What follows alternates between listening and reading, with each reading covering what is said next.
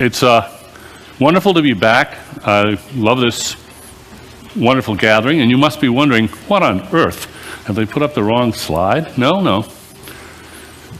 Look at this magnificent beast and ask the question, who designed it?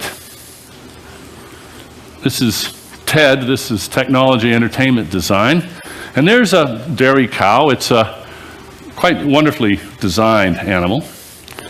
And I was thinking, how do I introduce this? And I thought, well, maybe that old doggerel by Joyce Kilmer, you know, poems are made by fools like me, but only God can make a tree. And you might say, well, God designed the cow. But of course, God got a lot of help. This is the ancestor of cattle. This is the aurochs. And it was designed by natural selection, the process of natural selection over many millions of years. And then it became domesticated thousands of years ago.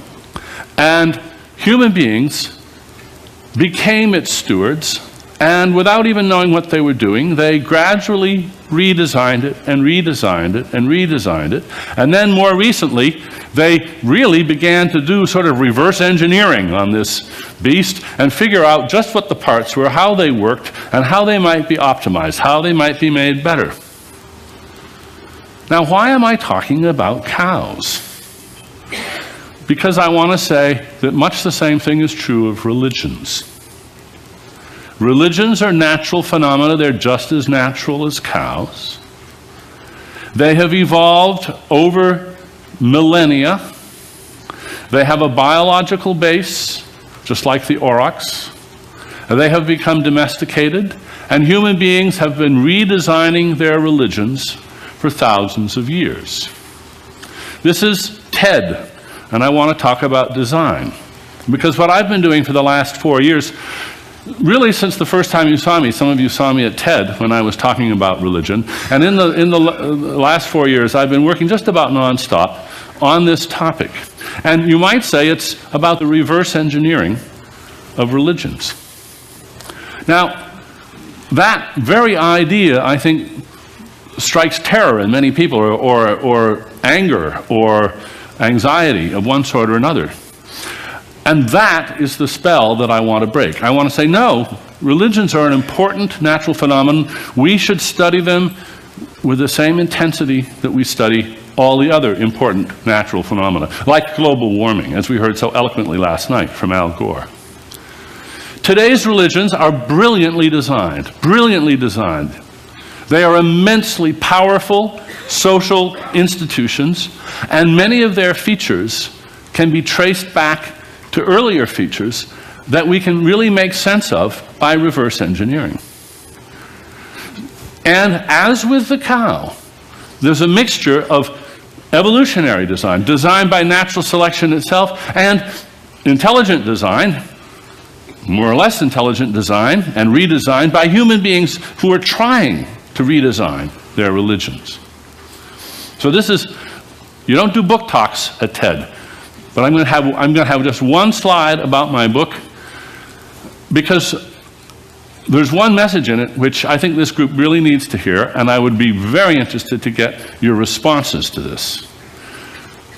It's the one policy proposal that I make in the book at this time, when I claim not to know enough about religion to know what other policy proposals to make, and it's one that echoes remarks that you've heard already today. Here's my proposal. I'm going to just take you a couple of minutes to explain it. That education in world religions, on world religions, for all of our children, in primary school, in high school, in public schools, in private schools, and in homeschooling. So what I'm proposing is, just as we require reading, writing, arithmetic, American history, so we should have a curriculum on facts about all the religions of the world, about their history, about their creeds, about their texts, their music, their symbolisms, their prohibitions, their requirements. And that this should be presented factually, straightforwardly, with no particular spin, to all of the children in the country. And As long as you teach them that, you can teach them anything else you like. That, I think, is maximal tolerance for religious freedom. As long as you inform your children about other religions, then you may, and as early as you like, and whatever you like, teach them whatever creed you want them to learn, but also let them know about other religions. Now, why do I say that? Because democracy depends on an informed citizenship. Informed consent is the very bedrock of our understanding of democracy. Misinformed consent is not worth it. It's like a coin flip. It's just not, it doesn't count, really. Democracy depends on informed consent. This is the way we treat people as responsible adults. Now, children below the age of consent are a special case. Parents, I'm going to use a word that Pastor Rick just used. Parents are stewards of their children.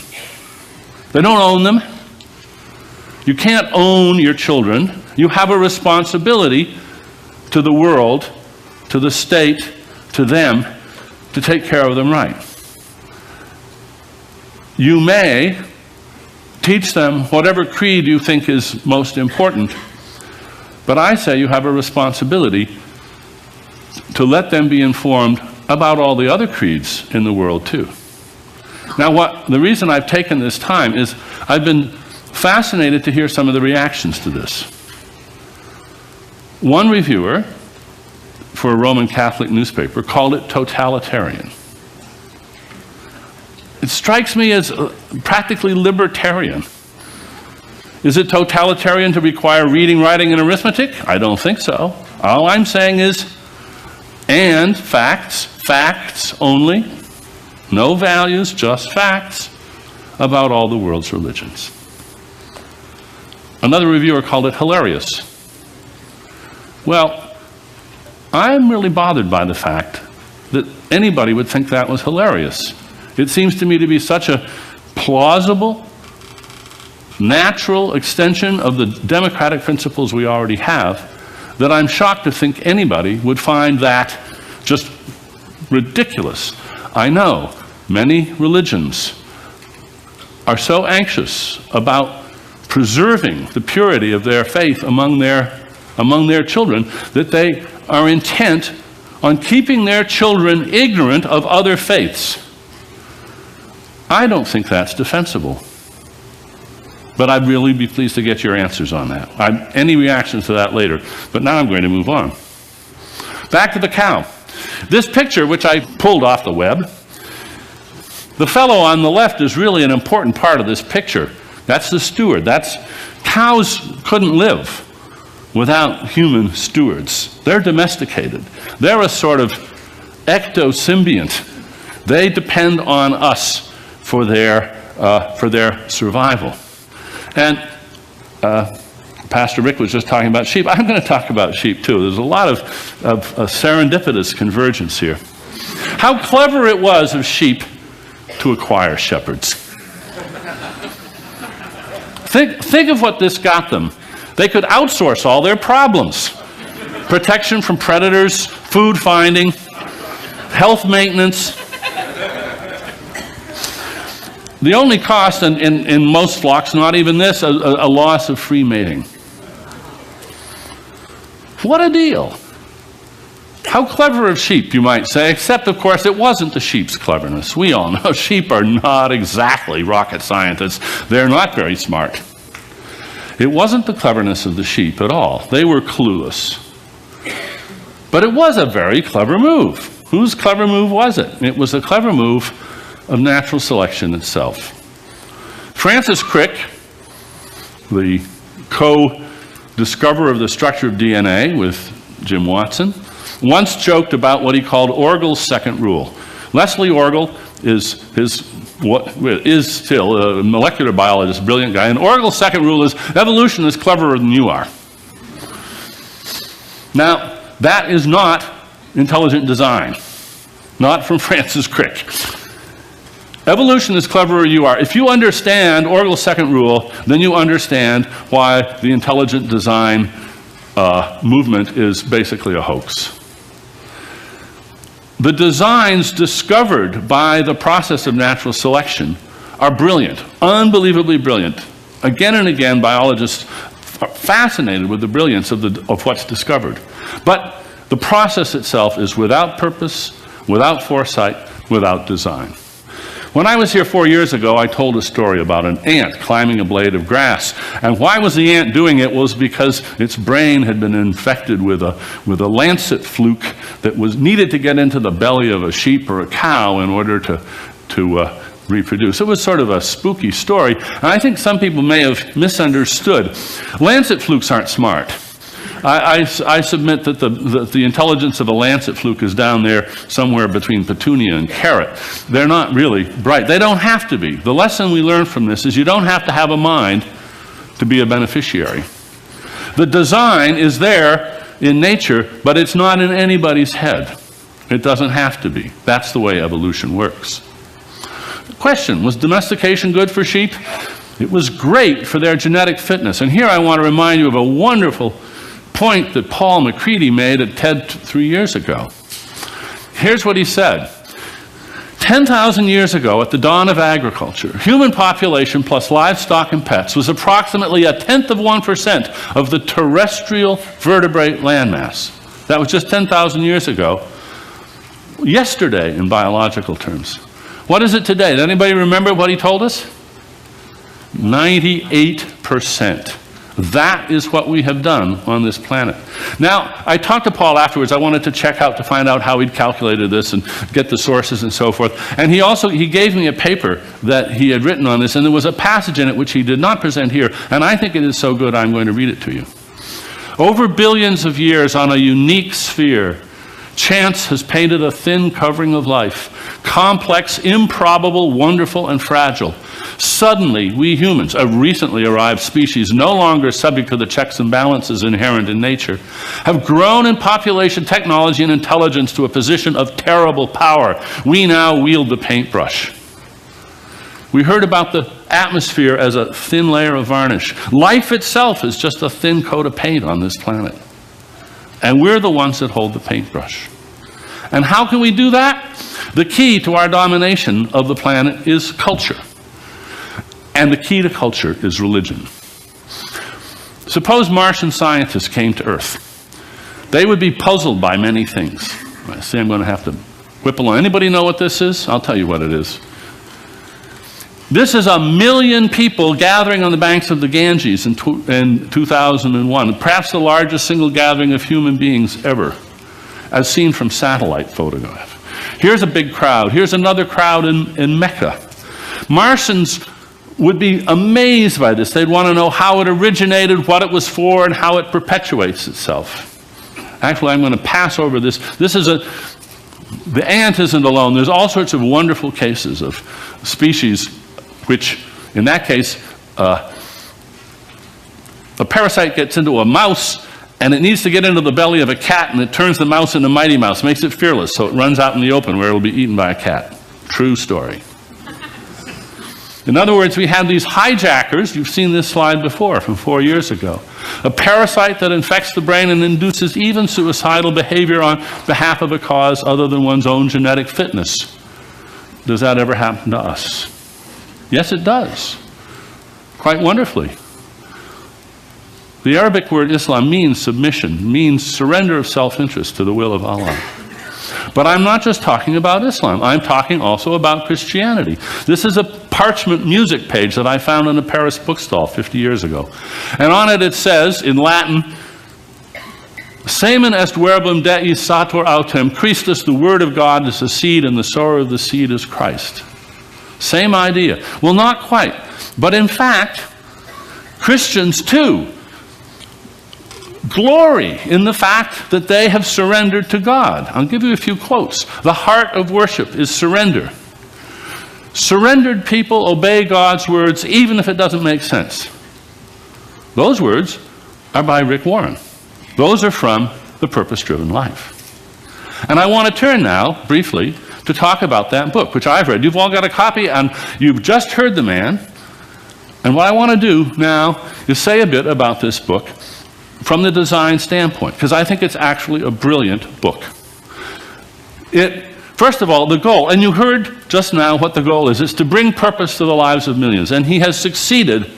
Is it a good goal? In itself, I'm sure we all agree, it is a wonderful goal. He's absolutely right. There are lots of people out there who don't have purpose in their life, and bringing purpose to their life is a wonderful goal. I give him an A+ on this. Is the goal achieved? Yes.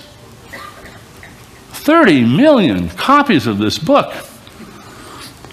Al Gore, eat your heart out. I mean, just exactly what Al is trying to do, Rick is doing. This is a fantastic achievement. And the means, how does he do it? It's a brilliant redesign of traditional religious themes, updating them, quietly dropping obsolete features, putting new interpretations on other features. This is the evolution of religion that's been going on for thousands of years, and he's just the latest brilliant practitioner of it. I don't have to tell you this. You just heard the man. Excellent insights into human psychology, wise advice on every page. Moreover, he invites us to look under the hood. I really appreciated that. For instance, he has an appendix where he explains his choice of translations of different Bible verses. The book is clear, vivid, accessible, beautifully formatted. Just enough repetition. That's really important. Every time you read it or say it, you make another copy in your brain. Every time you read it or say it, you make another copy in your brain. With me, everybody. Every time you read it or say it, you make another copy in your brain. Thank you. And now we come to my problem, because I'm absolutely sincere in my appreciation of all that I've said about this book, but I wish it were better. I have some problems with the book, and it would just be insincere of me not to address those problems. I wish he could do this with a revision, a Mark II version of his book. The truth will set you free. That's what it says in the Bible, and it's something that I want to live by too. My problem is, some of the bits in it I don't think are true.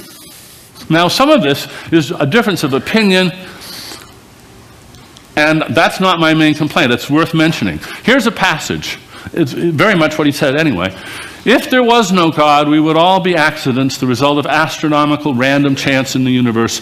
You could stop reading this book because life would have no purpose or meaning or significance. There would be no right or wrong and no hope beyond your brief years on earth. Now, I just do not believe that. By the way, I thought Homer Groening's film presented a beautiful alternative to that very claim.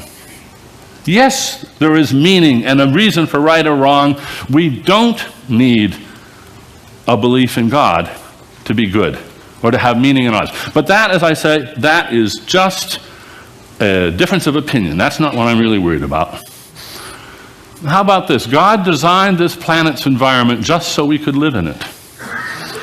I'm afraid that a lot of people take that sentiment to mean that we don't have to do the sorts of things that Al Gore is trying so hard to get us to do. I'm not happy with that sentiment at all. And then I find this. All the evidence available in the biological sciences supports the core proposition that the cosmos is a specially designed whole with life and mankind as its fundamental goal and purpose. A whole in which all facets of reality have their meaning and explanation in this central fact. Well, that's Michael Dennett. He's a creationist. And here, I think, wait a minute, I read this again, I read it 3 or 4 times, I think, is he really endorsing intelligent design? Is he endorsing creationism here? And you can't tell. So I'm starting to think, well, I don't know if I want to get upset with this yet. But then I read on, and I read this. First, Noah had never seen rain because prior to the flood, God irrigated the earth from the ground up. I wish that sentence weren't in there, because I think it is false.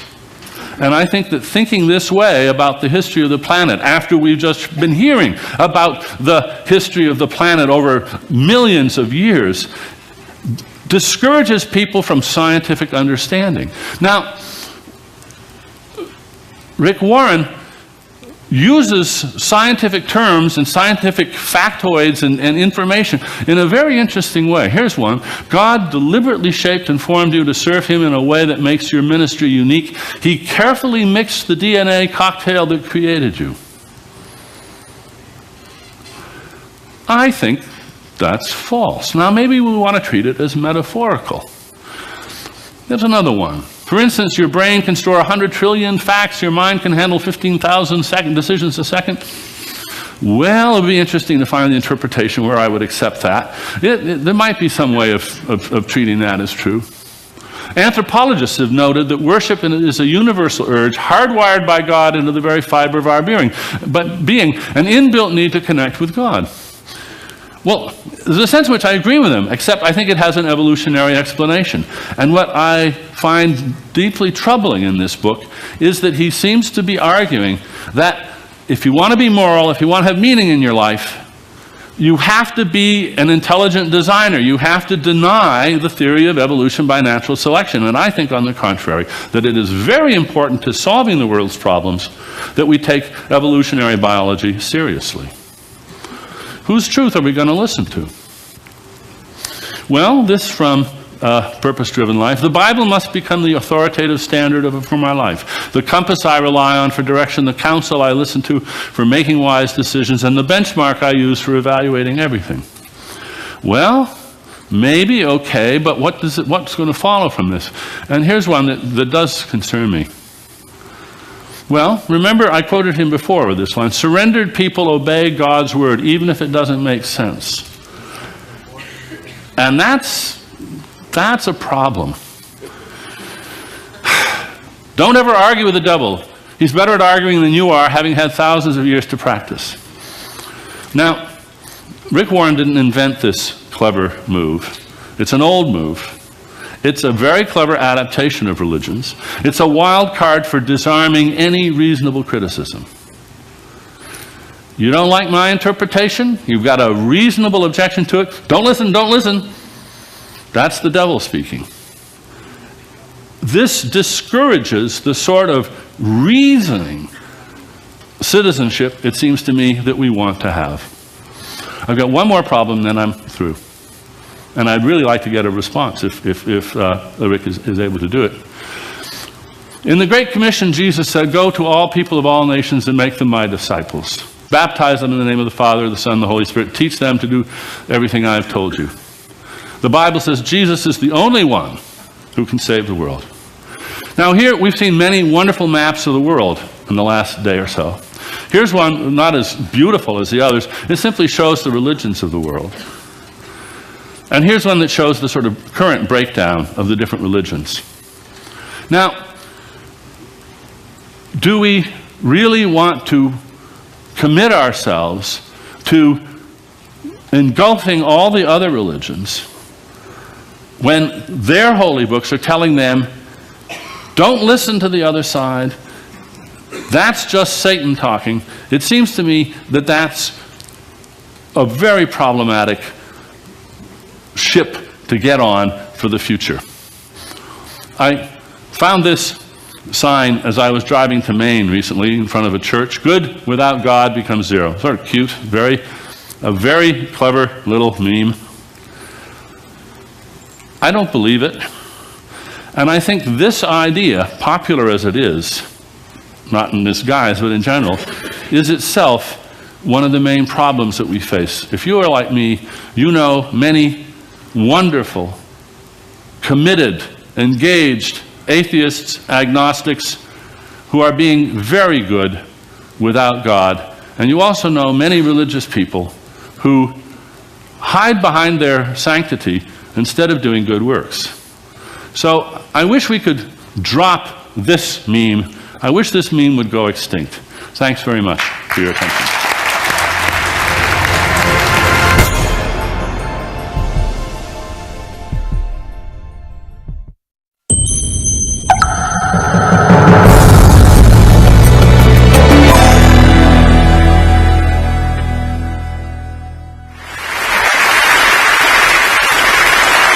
Everyone needs a coach. It doesn't matter whether you're a basketball player, a tennis player, a gymnast, or a bridge player? My bridge coach, Sharon Osberg, says there are more pictures of the back of her head than anyone else's in the world. Sorry, Sharon. There you go. We all need people who will give us feedback. That's how we improve. Unfortunately, there's one group of people who get almost no systematic feedback to help them do their jobs better. And these people have one of the most important jobs in the world. I'm talking about teachers. When Melinda and I learned how little useful feedback most teachers get, we were blown away. Until recently, over 98% of teachers just got one word of feedback: satisfactory.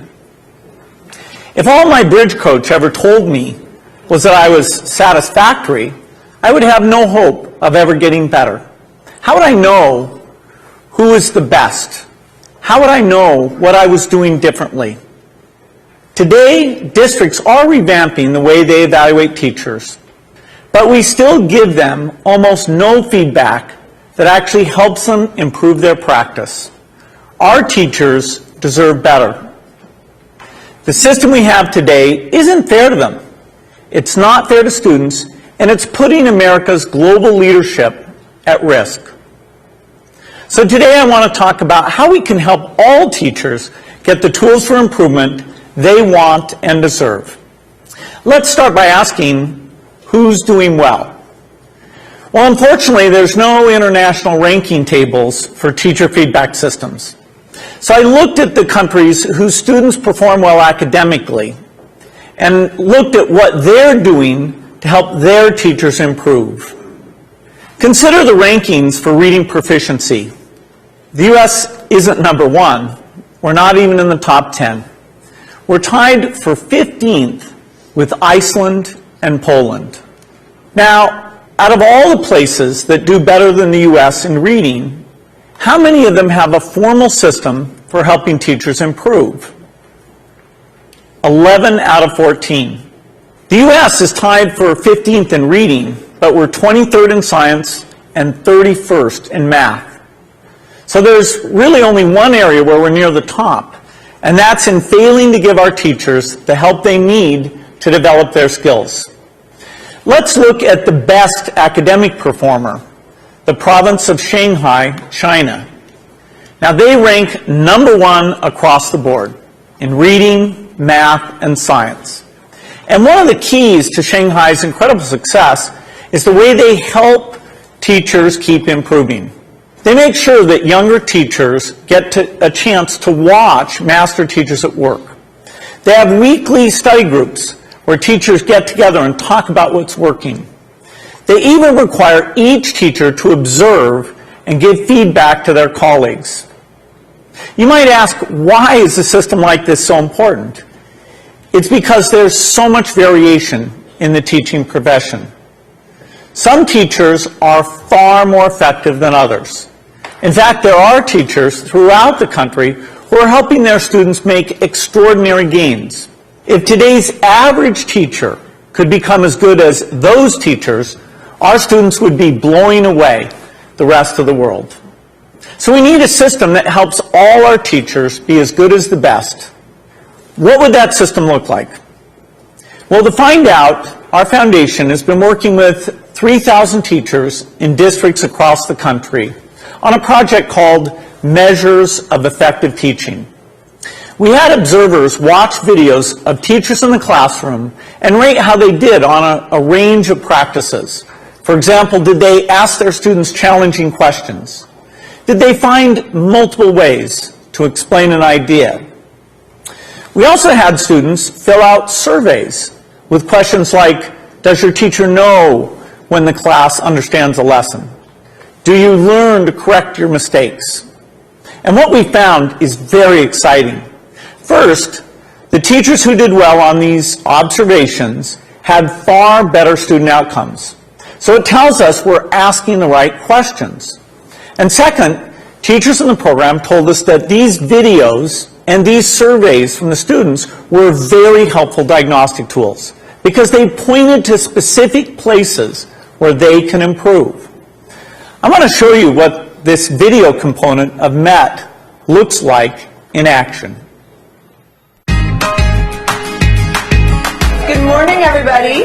Let's talk about what's going on today. To get started, doing a peer review day, a peer review day. And our goal by the end of class is for you to be able to determine whether or not you have moves to prove in your essays. My name is Sarah Brown-Westling. I am a high school English teacher at Johnston High School in Johnston, Iowa. Turn to somebody next to you. Tell them what you think I mean when I talk about moves to prove. I think that there is a difference for teachers between the abstract of how we see our practice and then the concrete reality of it. Okay, so I would like you to please bring up your papers. I think what video offers for us is a certain degree of reality. You can't really dispute what you see on the video.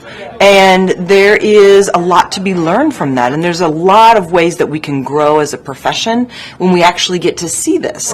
I just have a flip camera and a little tripod and invested in a tiny little wide angle lens. At the beginning of class, I just perch it in the back of the classroom. It's not a perfect shot. It doesn't catch every little thing that's going on, but I can hear the sound, I can see a lot, and I'm able to learn a lot from it. So it really has been a simple but powerful tool in my own reflection. All right, let's take a look at the long one first, okay? Once I'm finished taping, then I put it in my computer, and then I'll scan it and, take a peek at it. If I don't write things down, I don't remember them. So having the notes is part of my thinking process, and I discover what I'm seeing as I'm writing. I really have used it for my own personal growth and my own personal reflection on teaching strategy and methodology and classroom management and just all of those different facets of the classroom. I'm glad that we've actually done the process before so we can kind of compare what works, what doesn't. So I think that video exposes so much of what's intrinsic to us as teachers in ways that help us learn and help us understand and then help our broader communities understand what this complex work is really all about. I think it is a way to exemplify and illustrate things that we cannot convey in a lesson plan, things you cannot convey in a standard, things that you cannot even sometimes convey in a book of pedagogy. All righty, everybody, have a great weekend. I'll see you later.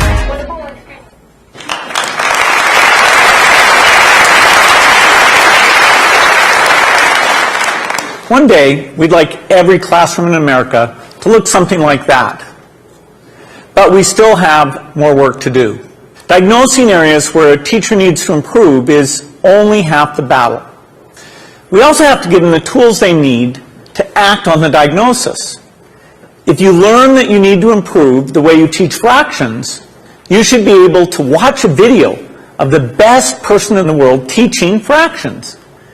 So building this complete teacher feedback and improvement system won't be easy. For example, I know some teachers aren't immediately comfortable with the idea of a camera in the classroom. That's understandable. But our experience with MET suggests that if teachers manage the process, if they collect video in their own classrooms and they pick the lessons they want to submit, a lot of them will be eager to participate. Building this system will also require a considerable investment. Our foundation estimates that it could cost up to $5 billion. Now that's a big number, but to put it in perspective, it's less than 2% of what we spend every year on teachers' salaries. The impact for teachers would be phenomenal. We would finally have a way to give them feedback as well as the means to act on it.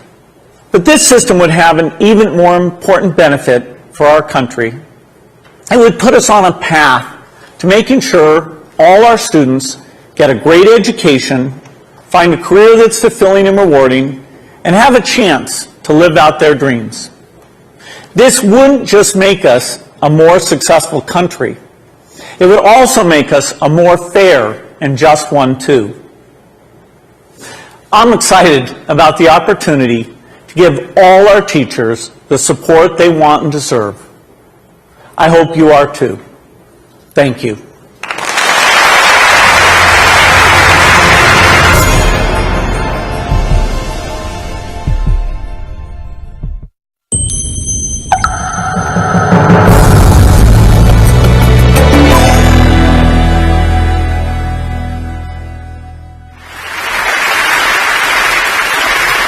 Well, this is about state budgets.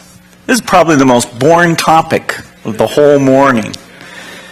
But I want to tell you, I think it's an important topic that we need to care about. State budgets are big, big money. I'll show you the numbers. And they get very little scrutiny. The understanding is very low. Many of the people involved have special interests or short-term interests that get them not thinking about what the implications of the trends are. And these budgets are the key for our future. They're the key for our kids.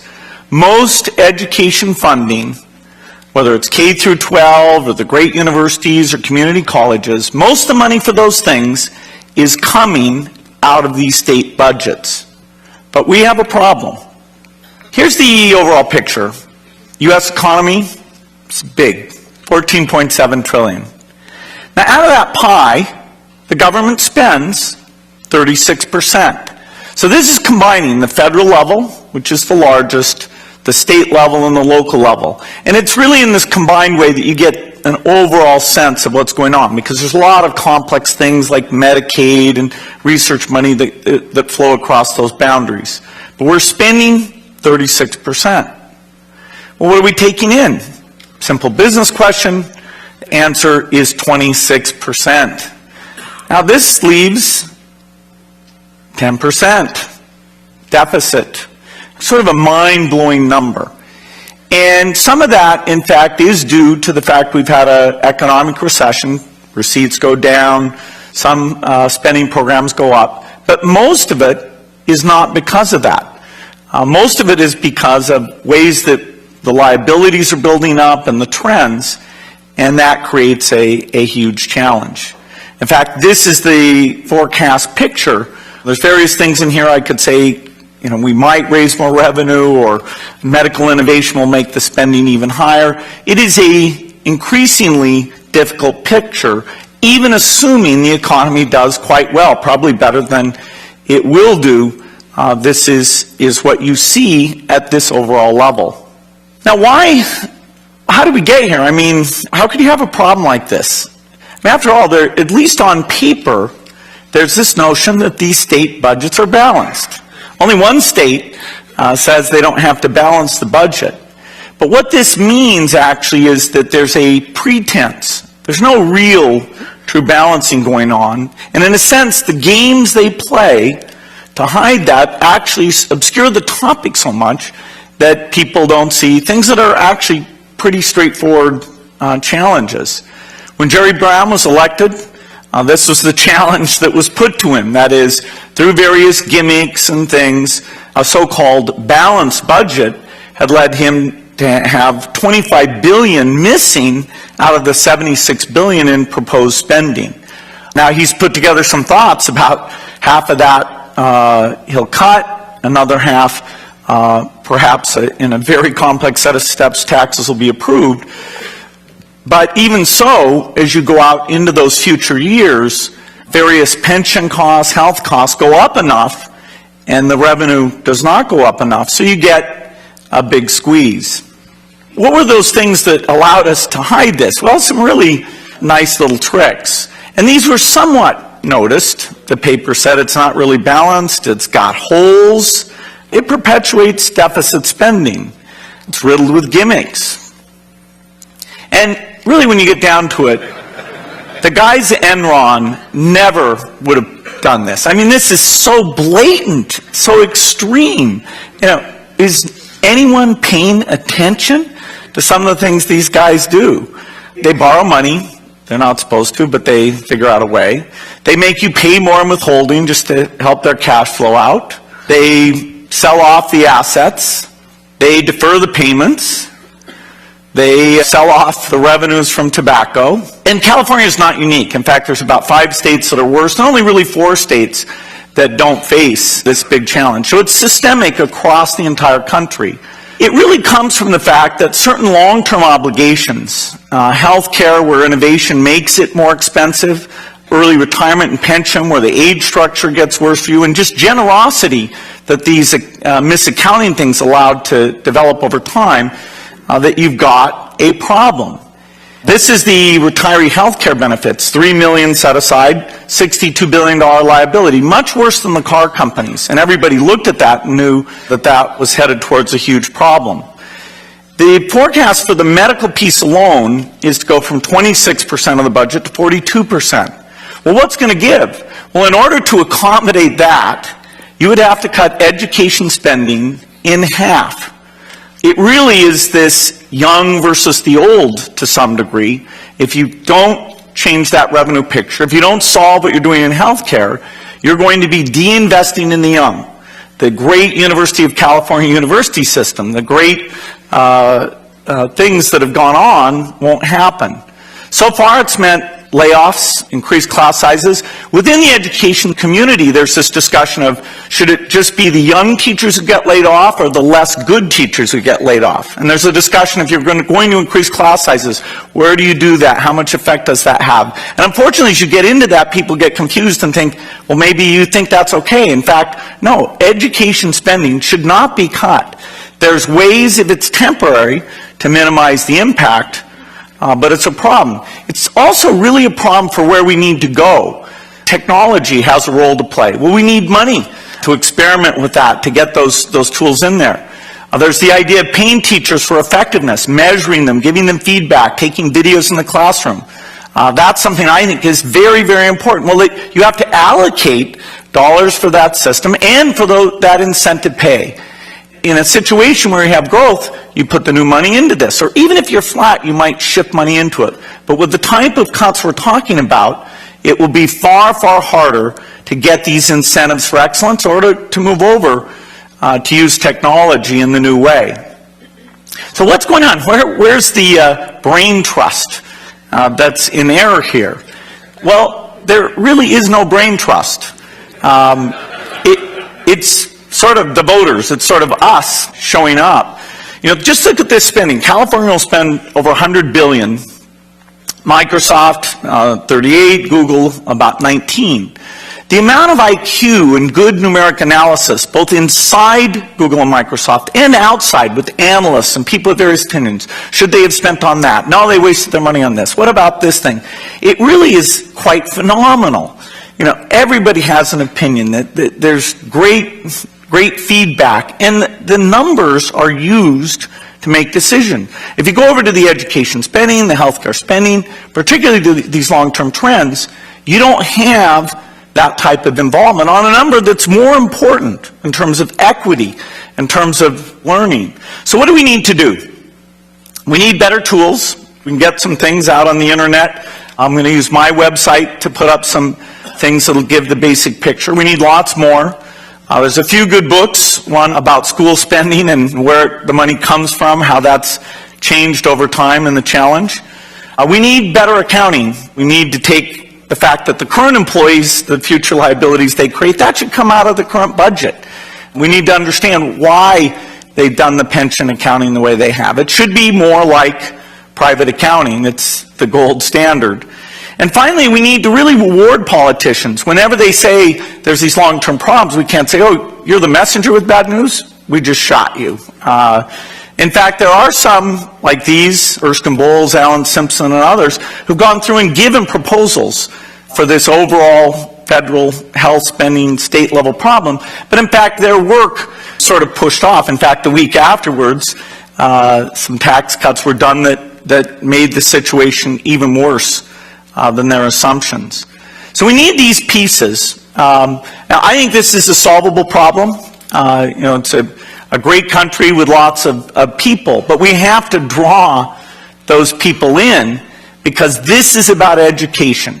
And just look at what the tuitions happened with the University of California and project that out for another 3, 4, 5 years. It's unaffordable. And that's the kind of thing, the investment in the young, that makes us great, allows us to contribute, it allows us to do the art, the biotechnology, the software, and all those magic things. And so the bottom line is we need to care about state budgets because they're critical for our kids and our future. Thank you.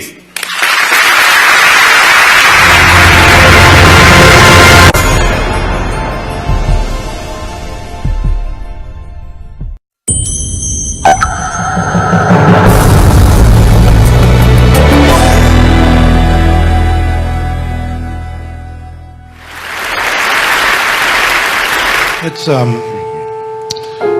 great honor to be here with you. The good news is I'm very aware of my responsibilities to get you out of here because I'm the only thing standing between you and the bar. And the good news is I don't have a prepared speech. I have a box of slides of some pictures that represent my life and what I do for a living. I've learned through experience that people remember pictures long after they've forgotten words. And so I hope you'll remember some of the pictures I'm going to share with you for just a few minutes. The whole story really starts with me as a high school kid in Pittsburgh, Pennsylvania, in a tough neighborhood that everybody gave up on for dead.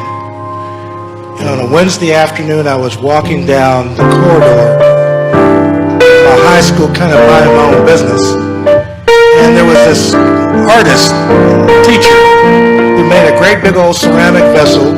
And I happened to be looking in the door of the art room, and if you've ever seen clay done, it's magic. And I had never seen anything like that before in my life. So I walked into the art room and I said, "What is that?" And he said, "Ceramics, and who are you?" And I said, "I'm Bill Strickland, I want you to teach me that." And he said, "Well, get your homeroom teacher to sign a piece of paper that says you can come here and I'll teach it to you." And so for the remaining 2 years of my high school, I cut all my classes. But I had the presence of mind to give the teachers classes that I cut, the pottery that I made. And they gave me passing grades, and that's how I got out of high school. And Mr. Ross said, "You're too smart to die, and I don't want it on my conscience. I'm leaving this school, and I'm taking you with me." And he drove me out to the University of Pittsburgh, where I filled out a college application and got in on probation. Well, I'm now a trustee of the university, and at my installation ceremony, I said, "I'm the guy who came from the neighborhood, who got into the place on probation. Don't give up on the poor kids, because you never know what's going to happen to those children in life." What I'm going to show you for a couple minutes is a facility that I built in the toughest neighborhood in Pittsburgh with the highest crime rate. One is called Bidwell Training Center. It is a vocational school for ex-steel workers and single parents and welfare mothers. Remember we used to make steel in Pittsburgh? Well, we don't make any steel anymore, and the people who used to make the steel are having a very tough time of it. And I rebuild them and give them a new life. And Manchester Craftsmen's Guild is named after my neighborhood.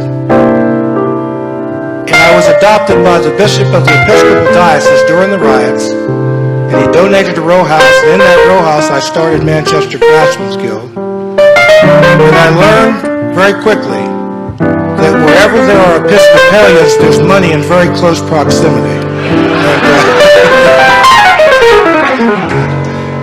And the bishop adopted me as his kid. And last year I spoke at his memorial service and wished him well in this life.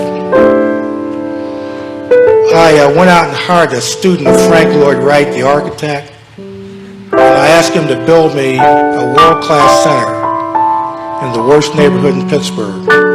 And my building was the scale model for the Pittsburgh airport, and when you come to Pittsburgh, and you're all invited, you'll be flying into the blown-up version of my building. That's the building. Built in a tough neighborhood where people have been given up for dead. And my view is that if you want to involve yourself in the life of people who have been given up on, you have to look like the solution and not the problem. As you can see, it has a fountain in the courtyard. And the reason it has a fountain in the courtyard is I wanted one. And I had the checkbook, so I bought one and put it there. And now that I'm giving speeches at conferences like TED, I got put on the board of the Carnegie Museum, and at a reception in their courtyard, I noticed that they had a fountain because they think that the people who go to the museum deserve a fountain. Well, I think that welfare mothers and at-risk kids and ex-steel workers deserve a fountain in their life. And so the first thing that you see in my center in the springtime is water that greets you, Water is life, and water is human possibility. And it sets an attitude and an expectation about how you feel about people before you ever give them a speech.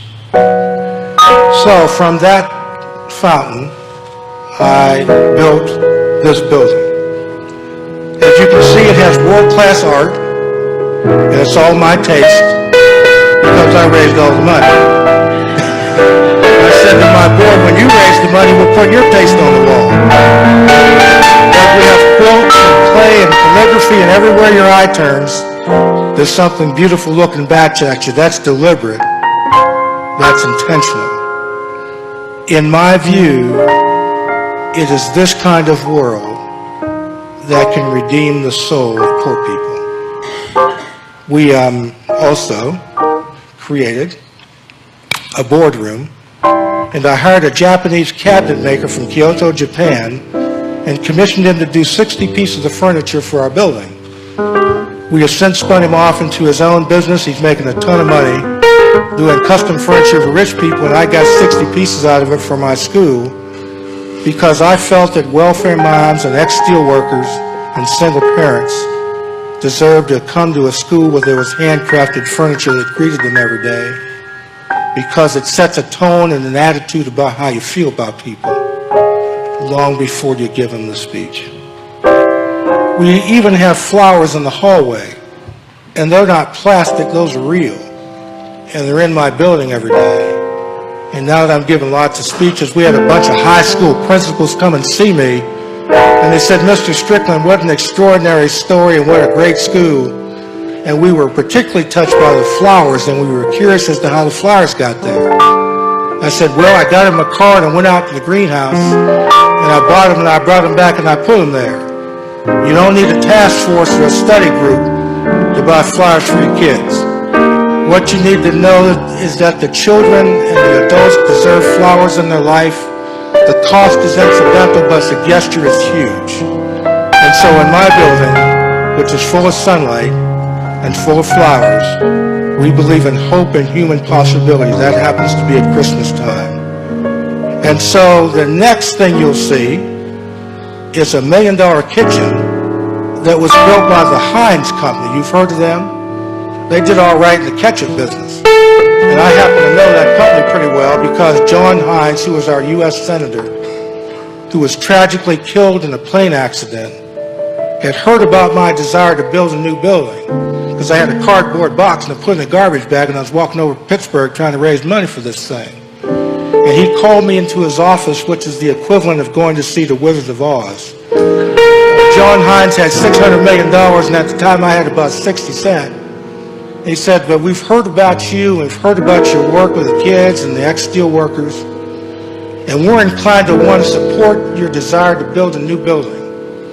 And you could do us a great service if you would add a culinary program to your program, because back then we were a building trades program. And he said that way we could fulfill our affirmative action goals for the Heinz Company. And said, Senator, I'm reluctant to go into a field that I don't know much about, but I promise you that if you'll support my school, I'll get it built. In a couple years, I'll come back and we'll add that program that you desire. And Senator Heinz sat very quietly, and he said, well, what would your answer be if I said I'd give you $1 million? And I said, Senator, it appears that we're going into the food training business.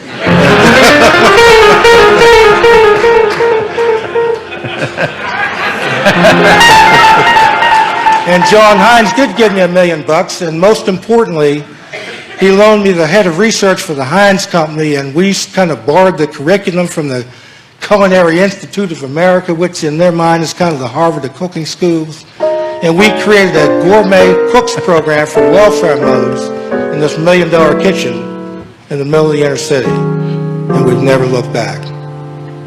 I would like to show you now some of the food that these welfare mothers do in this $1 million kitchen. That happens to be our cafeteria line.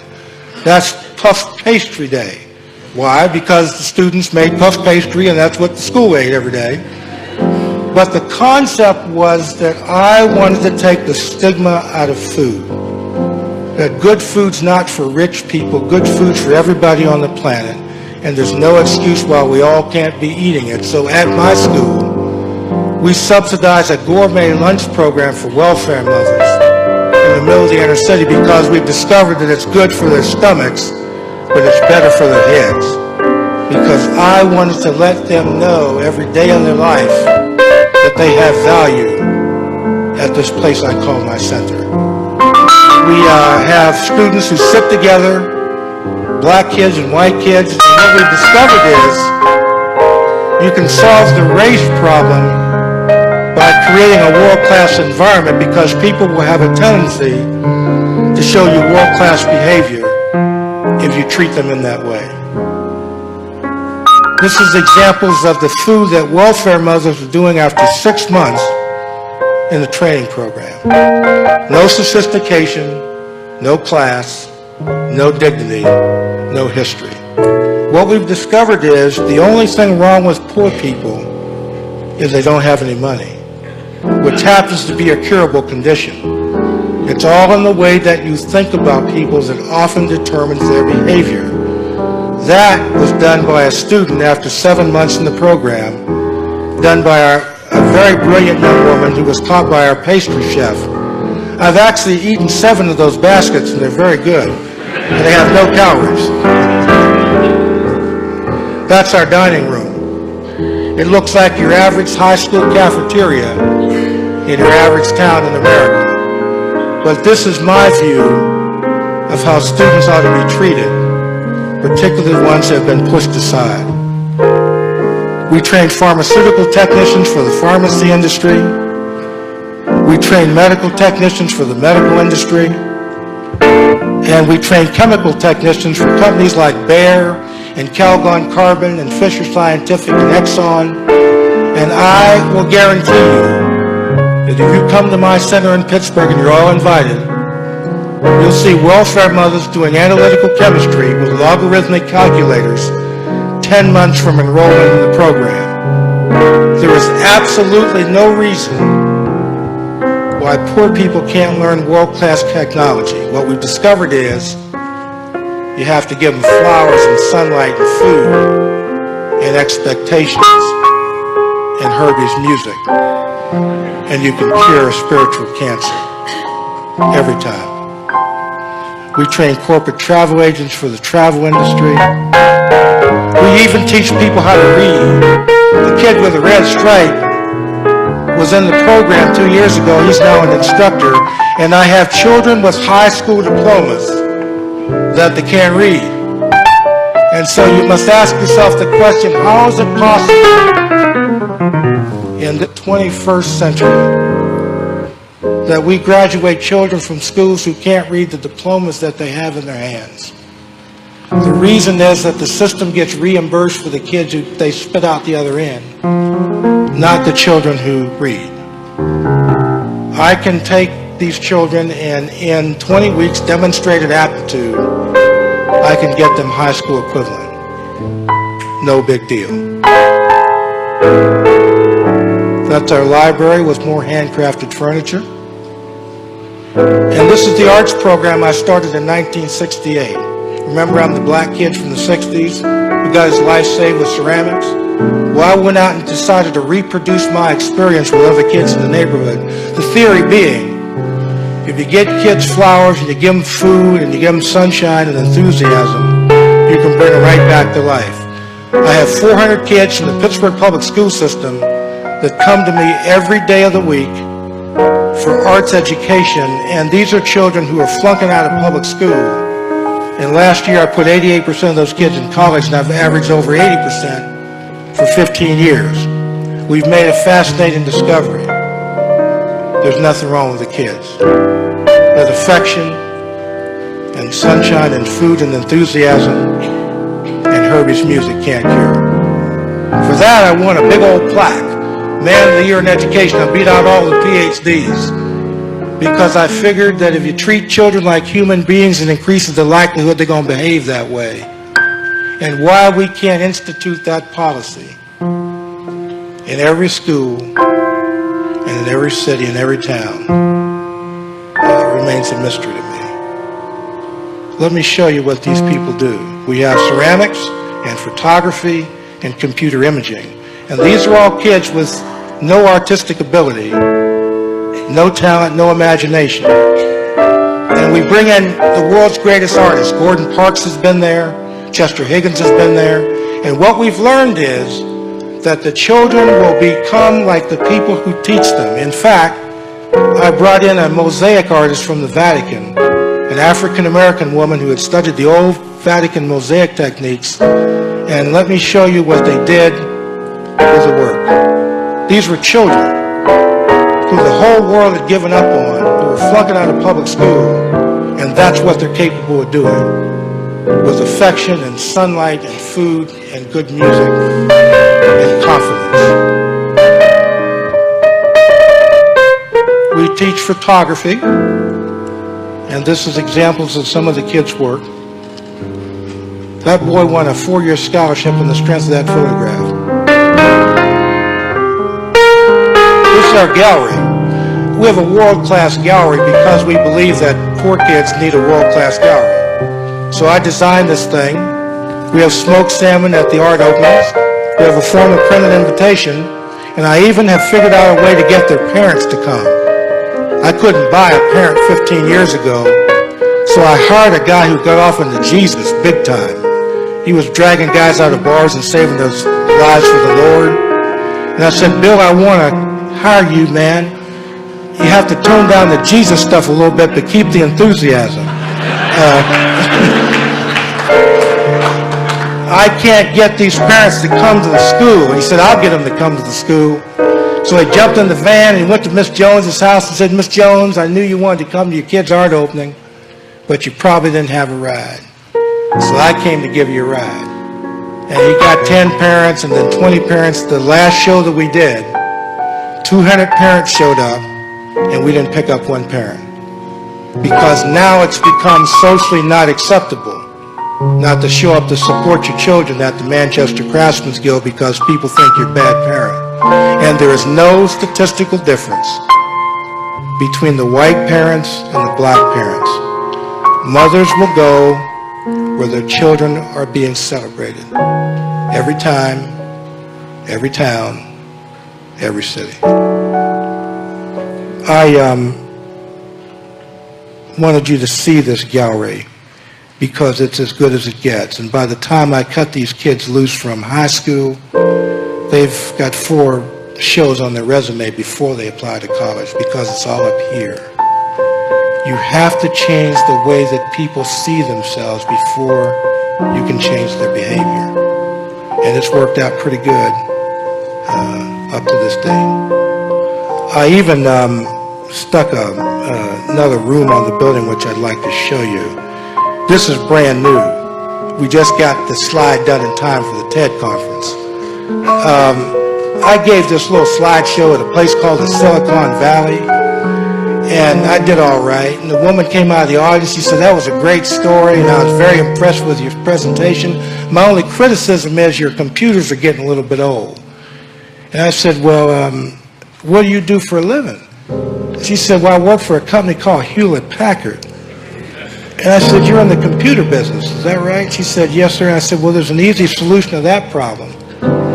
Well, I'm very pleased to announce to you that HP and a furniture company called Steelcase have adopted us as a demonstration model for all of their technology and all of their furniture for the United States of America.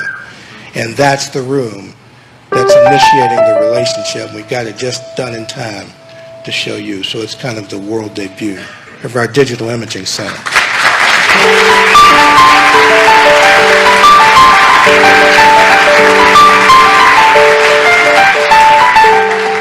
I only have a couple more slides, and this is where the story gets kind of interesting.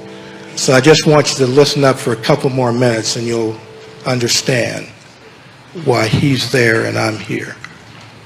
In 1986, I had the presence of mind to stick a music hall on the north end of the building while I was building it. And a guy named Dizzy Gillespie showed up to play there because he knew this man over here, Marty Ashby.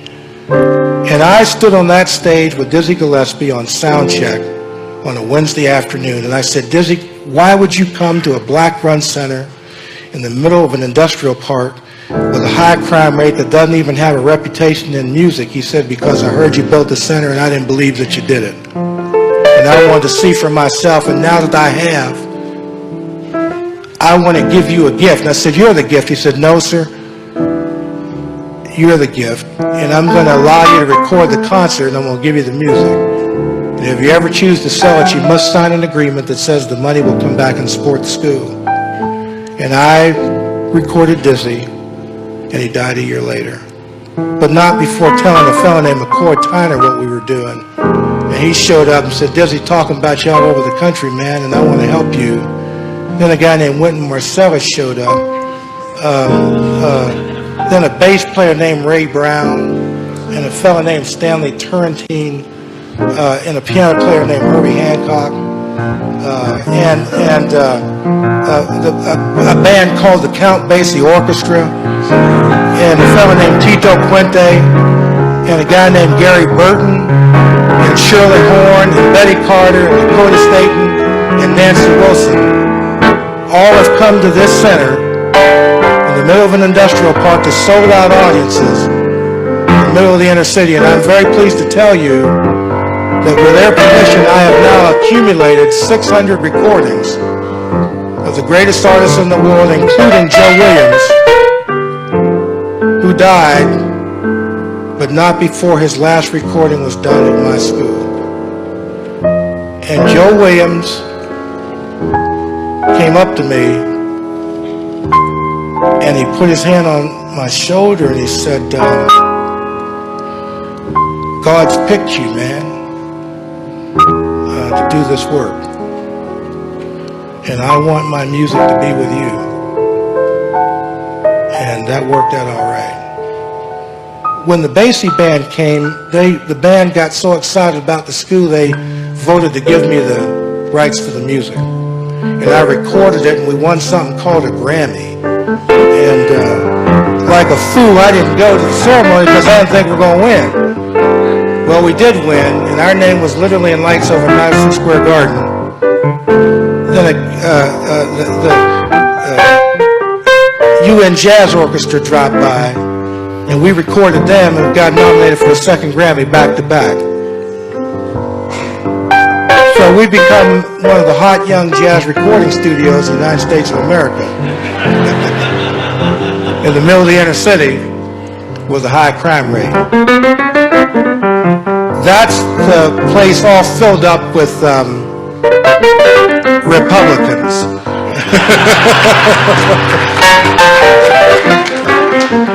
If you'd have dropped the bomb in that room, you'd have wiped out all the money in Pennsylvania because it was all sitting there, including my mother and father who lived long enough to see their kid build that building. And there's Dizzy, just like I told you. He was there. And he was there, Tito Puente. And Pat Metheny and Jim Hall were there. And they recorded with us. And that was our first recording studio, which was the broom closet. And we put the mops in the hallway and re-engineered the thing, and that's where we recorded the first Grammy. And this is our new facility, which is all video technology. And that is a room that was built for a woman named Nancy Wilson, who recorded that album at our school last Christmas. And any of you happen to have been watching Oprah Winfrey on Christmas Day, he was there and Nancy was there singing excerpts from this album, the rights to which she donated to our school. And I can now tell you with absolute certainty that an appearance on Oprah Winfrey will sell 10,000 CDs. We are currently number 4 on the Billboard charts, right behind Tony Bennett. And I think we're going to be fine. This was burned out during the riots. This is next to my building. And so I had another cardboard box built, and I walked back out in the streets again. And that's the building, and that's the model. And on the right's the high-tech greenhouse, and in the middle is a medical technology building. And I'm very pleased to tell you that the building's done. It's also full of anchor tenants at $20 a foot, triple net in the middle of the inner city. And there's the fountain. Every building has a fountain. and the University of Pittsburgh Medical Center are our anchor tenants. They took half the building, and we now train medical technicians for all their system. And Mellon Bank's a tenant, and I love them because they pay the rent on time. And as the result of the association, I'm now a director of the Mellon Financial Corporation that bought Dreyfus. And this is in the process of being built as we speak. Multiply that picture times 4, and you will see the greenhouse that's going to open in October this year, because we're going to grow those flowers in the middle of the inner city. And we're going to have high school kids growing Phalaenopsis orchids in the middle of the inner city. And we have a handshake with one of the large retail grocers to sell our orchids in all 240 stores in 6 states. And our partners at Zuma Canyon Orchids of Malibu, California, who are Hispanic. So the Hispanics and the black folks have formed a partnership to grow high technology orchids in the middle of the inner city. And I told my United States Senator that there was a very high probability that if he could find some funding for this, we would become a left-hand column in the Wall Street Journal, to which he readily agreed, and we got the funding, and we opened in the fall. And you ought to come see it. It's going to be a hell of a story. And this is what I want to do when I grow up. The brown building is the one you guys have been looking at, and I'll tell you where I made my big mistake. I had a chance to buy this whole industrial park, which is less than 1,000 feet from the riverfront, for $4 million, and I didn't do it. And I built the first building, and guess what happened? I appreciated the real estate values beyond everybody's expectations. And the owners of the park turned me down for $8 million last year and said, Mr. Strickland, you ought to get the Civic Leader of the Year award because you've appreciated our property values beyond our wildest expectations. Thank you very much for that. The moral of the story is you must be prepared to act on your dreams just in case they do come true. And finally, there's this picture. This is in a place called San Francisco. And the reason this picture's in here is I did this slideshow a couple years ago at a big economic summit, and there was a fellow in the audience who came up to me and he said, man, that's a great story. I want one of those. I said, well, I'm very flattered. What do you do for a living? He says, I run the city of San Francisco. My name's Willie Brown. And so I kind of accepted the flattery and the praise and put it out of my mind. And that weekend I was going back home, and Herbie Hancock was playing our center that night, first time I met him. And he walked in and he says, what is this? And I said, Herbie, this is my concept of a training center for poor people. And he said, as God is my witness, I've had a center like this in my mind for 25 years and you've built it. Now I really want to build one. I said, well, where would you build this thing? He said, San Francisco. I said, any chance you know Willie Brown? As a matter of fact, he did know Willie Brown. And Willie Brown and Herbie and I had dinner 4 years ago, and we started drawing out that center on the tablecloth. And Willie Brown said, as sure as I'm the mayor of San Francisco, I'm going to build this thing as a legacy to the poor people of this city. And he got me 5 acres of land on San Francisco Bay. And we got an architect, and we got a general contractor, and we got Herbie on the board. And our friends from HP, and our friends from Steelcase, and our friends from Cisco, and our friends from Wells Fargo, and Genentech. And along the way, I met this real short guy at my slideshow in the Silicon Valley. He came up to me afterwards. He said, man, that's a fabulous story. I want to help you. And I said, well, thank you very much for that. What do you do for a living? He said, well, I built a company called eBay. And I said, well, that's very nice. Thanks very much. And give me your card, and sometimes we'll talk. I didn't know eBay from that jar of water sitting on that piano. But I had the presence of mind to go back and talk to one of the techie kids at my center. And I said, hey, man, what is eBay? He said, well, that's the Electronic Commerce Network. I said, well, I met the guy who built the thing. and he left me his card. So I called him up on the phone and I said, Mr. Skull, I've come to have a much deeper appreciation of who you are.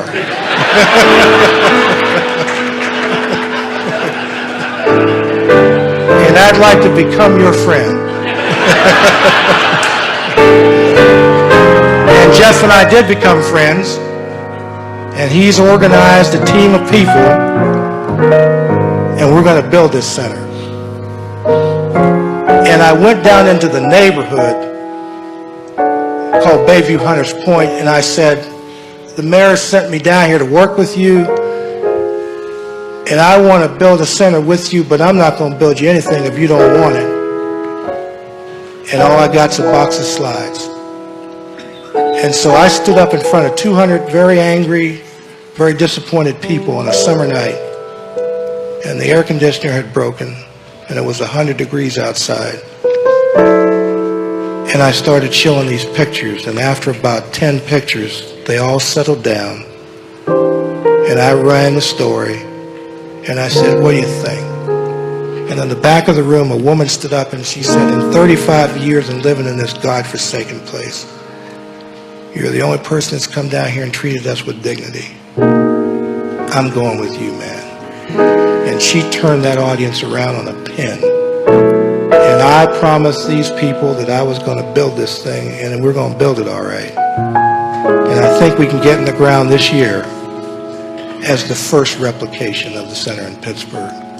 But I met a guy named Quincy Jones along the way. And I showed him the box of slides. And Quincy said, I want to help you, man. Let's do one in LA. And so he's assembled a group of people, and I've fallen in love with him, as I have with Herbie, and with this music. And Quincy said, where did the idea for centers like this come from? And I said, it came from your music, man. Because Mr. Ross used to bring in your albums when I was 16 years old in the pottery class, when the world was all dark, and your music got me to the sunlight. And I said, if I can follow that music, I'll get out into the sunlight, and I'll be okay. And if that's not true, how'd I get here? I want you all to know that I think the world is a place that's worth living. I believe in you. I believe in your hopes and your dreams. I believe in your intelligence, and I believe in your enthusiasm. And I'm tired of living like this. Going into town after town with people standing around on corners with holes where eyes used to be, their spirits damaged. We won't make it as a country unless we can turn this thing around. In Pennsylvania, it costs $60,000 to keep people in jail, most of whom look like me. It's $40,000 to go to the University of Pittsburgh Medical School. It's $20,000 cheaper to go to medical school and keep people in jail. Do the math. It'll never work. I am banking on you. And I'm banking on guys like Herbie and Quincy and Hackett and Richard and very decent people who still believe in something. And I want to do this in my lifetime, in every city and in every town. And I don't think I'm crazy. I think we can get home on this thing. And I think we can build these all over the country for less money than we're spending on prisons. And I believe we can turn this whole story around to one of celebration and one of hope. In my business, it's very difficult work. You're always fighting upstream like a salmon. Never enough money, too much need. And so there's a tendency to have an occupational depression that accompanies my work. And so I figured out over time the solution to the depression. You make a friend in every town, and you'll never be lonely. And my hope is that I've made a few here tonight. and thanks for listening to what I had to say.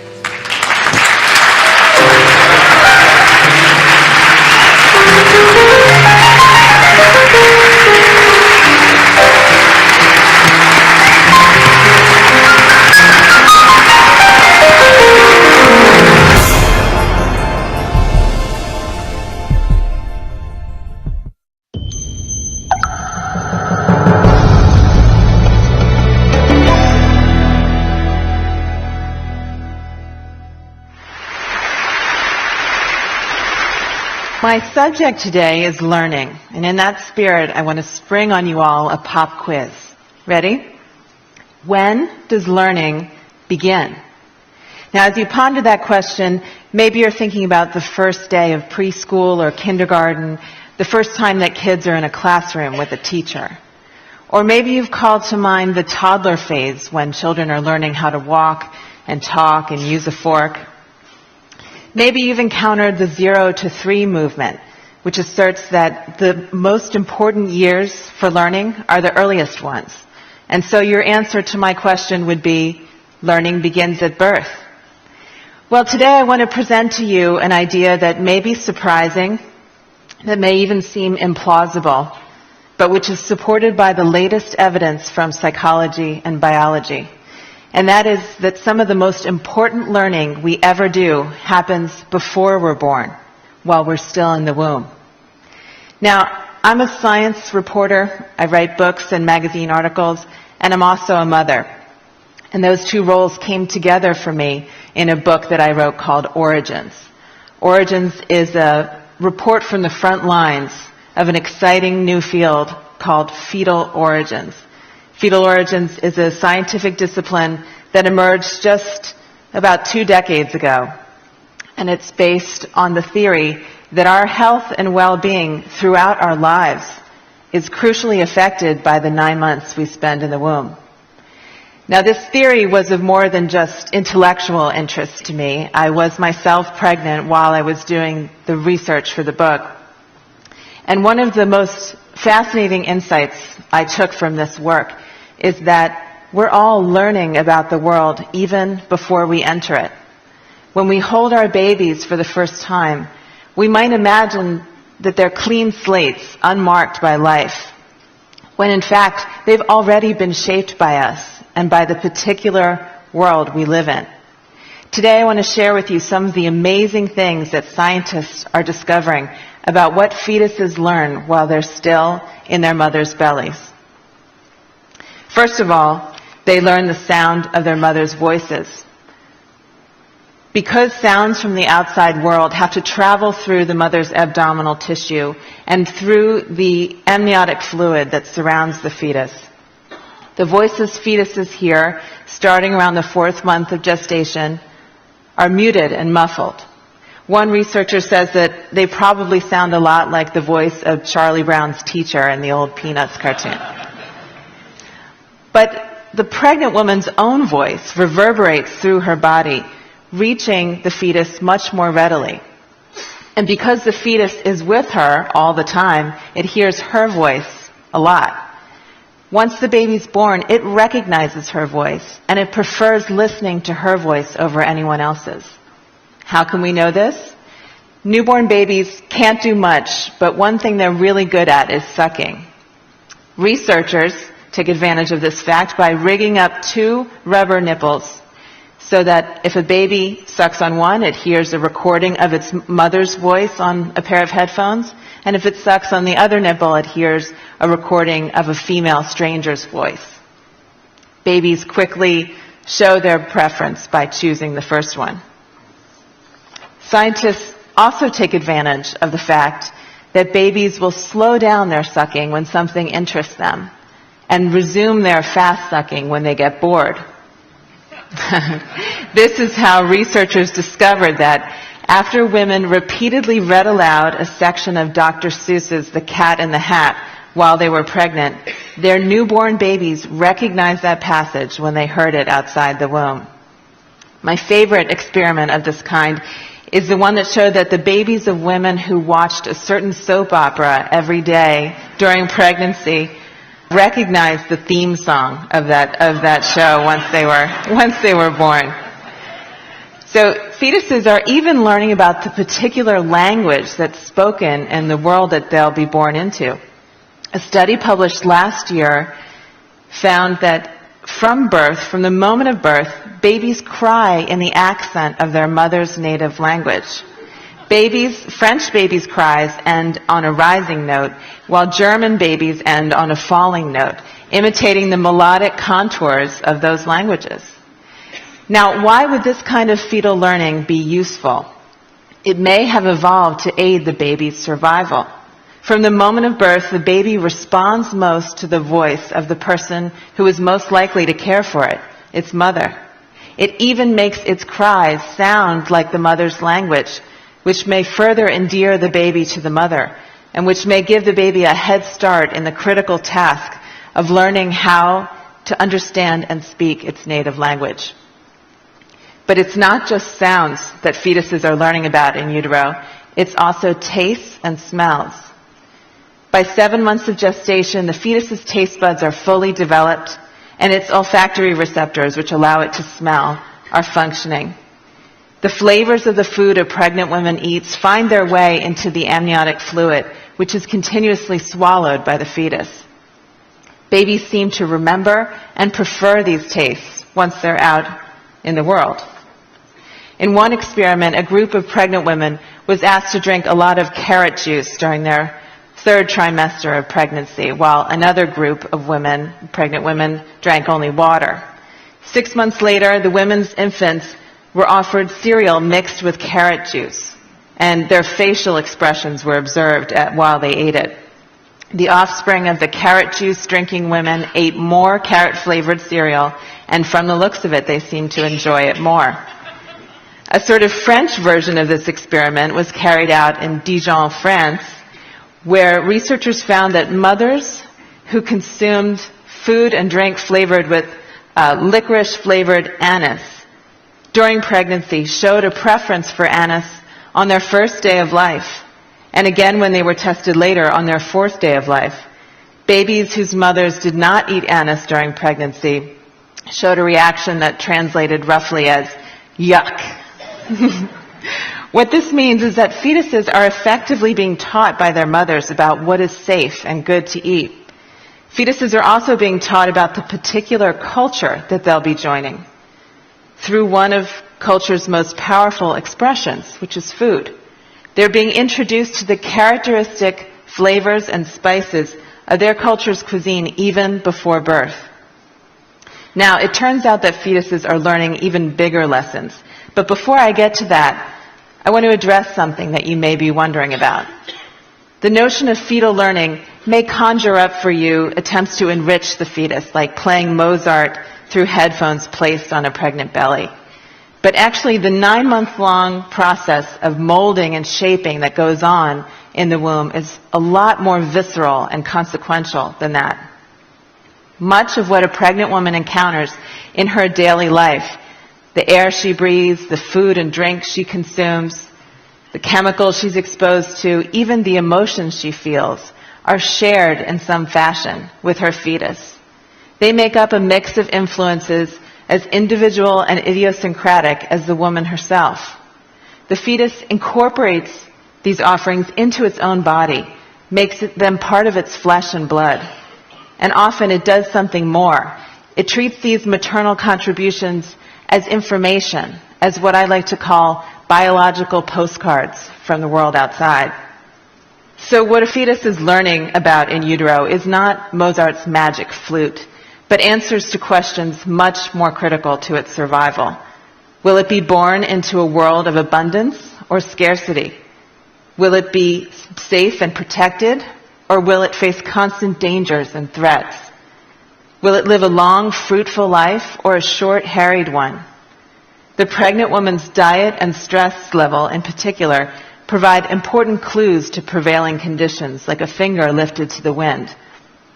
The resulting tuning and tweaking of a fetus's brain and other organs are part of what give us humans our enormous flexibility, our ability to thrive in a huge variety of environments, from the country to the city, from the tundra to the desert. To conclude, I want to tell you two stories about how mothers teach their children about the world even before they're born. In the autumn of 1944, the darkest days of World War II, German troops blockaded Western Holland, turning away all shipments of food. The opening of the Nazis' siege was followed by one of the harshest winters in decades, so cold the water in the canals froze solid. Soon food became scarce, with many Dutch surviving on just 500 calories a day, a quarter of what they consumed before the war.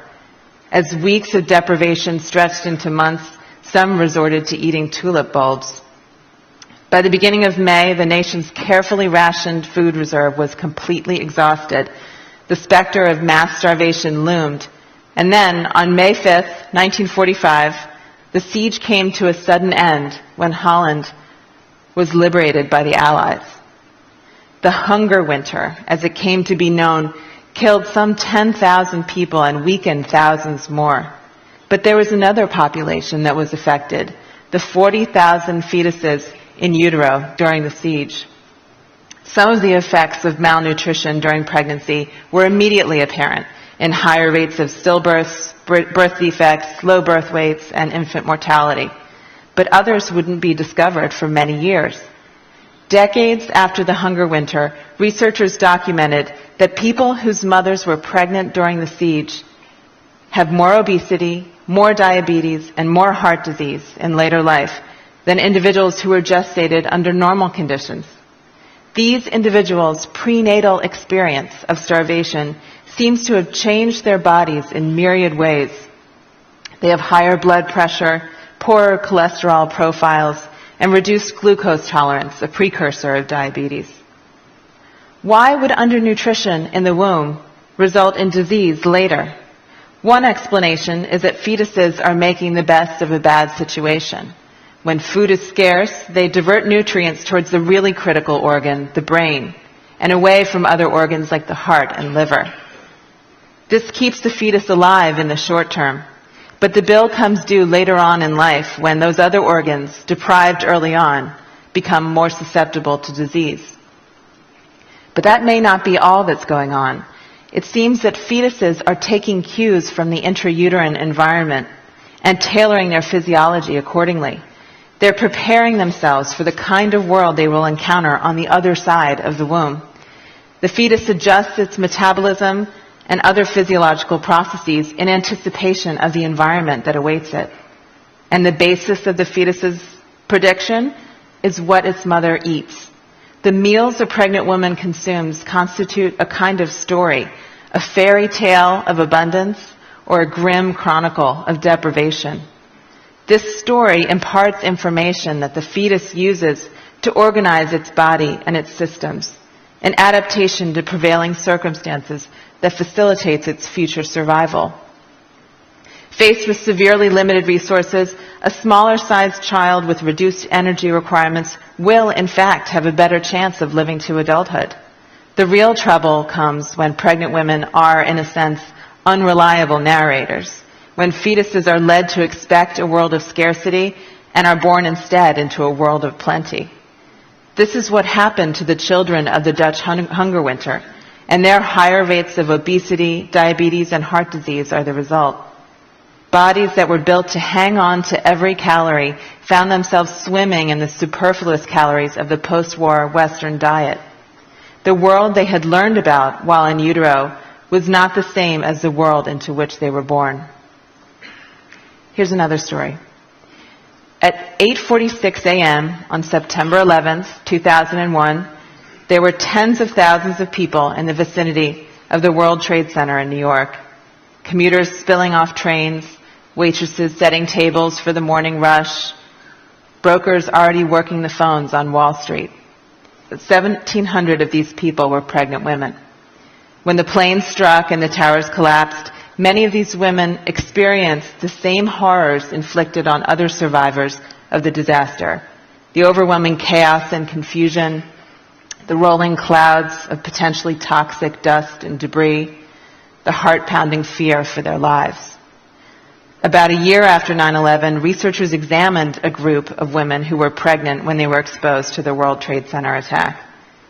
In the babies of those women who developed post-traumatic stress syndrome, or PTSD, following their ordeal, researchers discovered a biological marker of susceptibility to PTSD, an effect that was most pronounced in infants whose mothers experienced the catastrophe in their third trimester. In other words, the mothers with post-traumatic stress syndrome had passed on a vulnerability to the condition to their children while they were still in utero. Now consider this. Post-traumatic stress syndrome appears to be a reaction to stress gone very wrong, causing its victims tremendous unnecessary suffering. But there's another way of thinking about PTSD. What looks like pathology to us may actually be a useful adaptation in some circumstances. In a particularly dangerous environment, the characteristic manifestations of PTSD, a hyper-awareness of one's surroundings, a quick trigger response to danger, could save someone's life. The notion that the prenatal transmission of PTSD risk is adaptive is still speculative, but I find it rather poignant. It would mean that even before birth, mothers are warning their children that it's a wild world out there, telling them, be careful. Let me be clear, fetal origins research is not about blaming women for what happens during pregnancy. It's about discovering how best to promote the health and well-being of the next generation.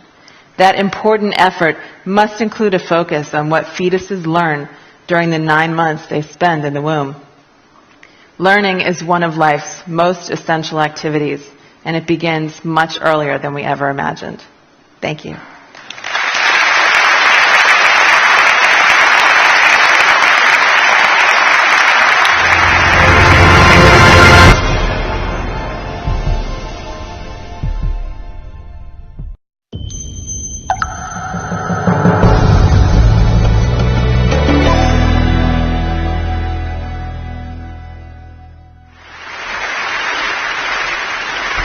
Great way to start, I think, with my view of simplicity is to take a look at TED. Here you are, understanding why we're here, what's going on, with no difficulty at all. The best AI on the planet would find it complex and confusing. And my little dog, Watson, would find it simple and understandable, but would miss the point.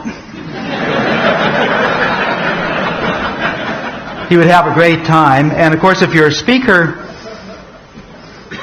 here, like Hans Rosling, a speaker finds this complex tricky, but in Hans Rosling's case, he had a secret weapon yesterday, literally, in his sword-swallowing act. And I must say, I thought of quite a few objects that I might try to swallow today, and finally gave up on that.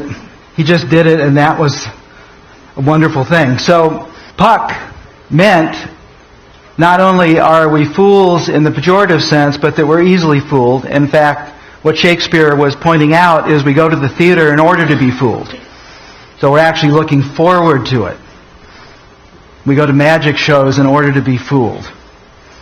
And this makes many things fun, but it makes it difficult to actually get any kind of picture on the world we live in or on ourselves.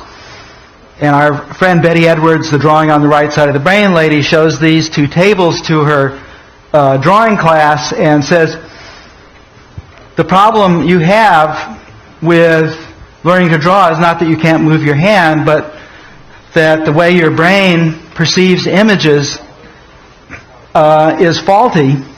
It's trying to perceive images into objects rather than seeing what's there. And to prove it, she says, the exact size and shape of these tabletops is the same, and I'm going to prove it to you. She does this with cardboard, but since I have an expensive computer here, I'll just rotate this little guy around. And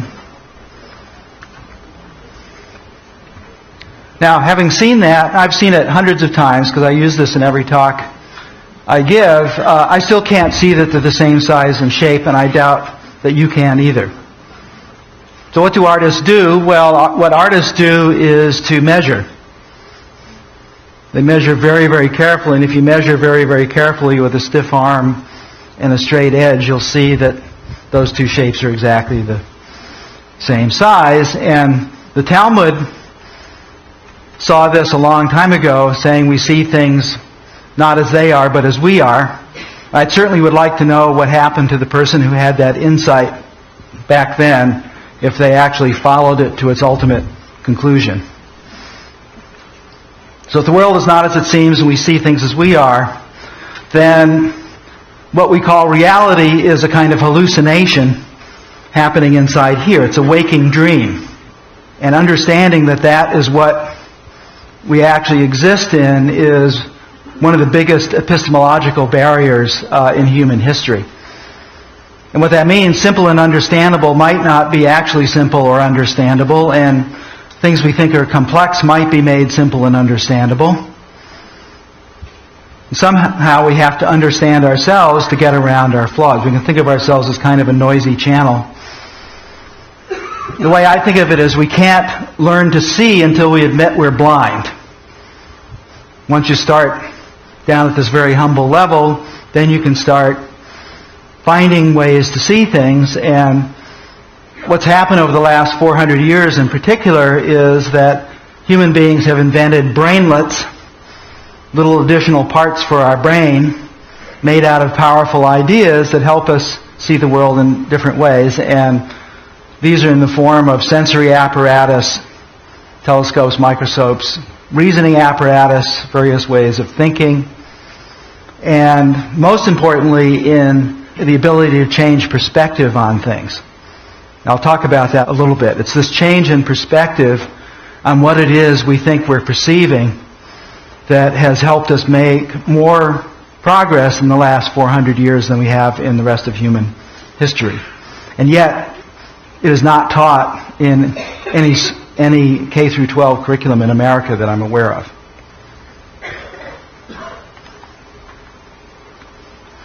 So one of the things that goes from simple to complex is when we do more. We like more. If we do more in a kind of a stupid way, the simplicity gets complex. And in fact, we can keep on doing it for a very long time. But Murray Gell-Mann yesterday talked about emergent properties.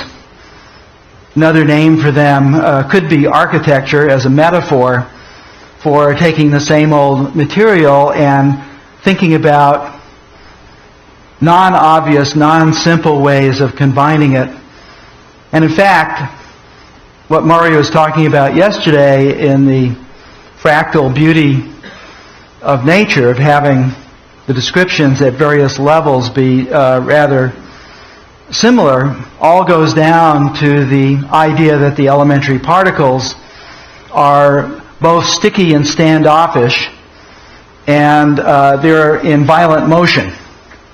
Those three things give rise to all the different levels of what seem to be complexity in our world. But how simple? So when I saw the Rosling's Gapminder stuff a few years ago, I just thought it was the greatest thing I'd seen in conveying complex ideas simply. But then I had a thought of, boy, maybe it's too simple. And I put some effort in to try and check to see how well these simple portrayals of trends over time actually matched up with some ideas and investigations from the side, and I found that they matched up very well. So the Roslings have been able to do simplicity without removing what's important about the data. Whereas the film yesterday that we saw of the simulation of the inside of a cell, as a former molecular biologist, I didn't like that at all. Not because it wasn't beautiful or anything, but because it misses the thing that most students fail to understand about molecular biology. And that is, why is there any probability at all of two complex shapes finding each other just the right way so they can bind together and be catalyzed? And what we saw yesterday was every reaction was fortuitous. They just swooped in there and bound and something happened. But in fact, those molecules are spinning at the rate of about 1 million revolutions per second. They're agitating back and forth their size every 2 nanoseconds. They're completely crowded together. They're jammed. They're bashing up against each other. And if you don't understand that in your mental model of this stuff, what happens inside of a cell seems completely mysterious and fortuitous. And I think that's exactly the wrong image for when you're trying to teach science. So another thing that we do is to confuse adult sophistication with the actual understanding of some principle. So a kid who's 14 in high school gets this version of the Pythagorean theorem, which is a truly subtle and interesting proof, but in fact it's not a good way to start learning about mathematics. So more direct one that gives you more of the feeling of math, is something closer to Pythagoras' own proof, which goes like this. So here we have this triangle, and if we surround that c-square with 3 more triangles, and we copy that, notice that we can move those triangles down like this, and that leaves 2 open areas that are kind of suspicious, and bingo.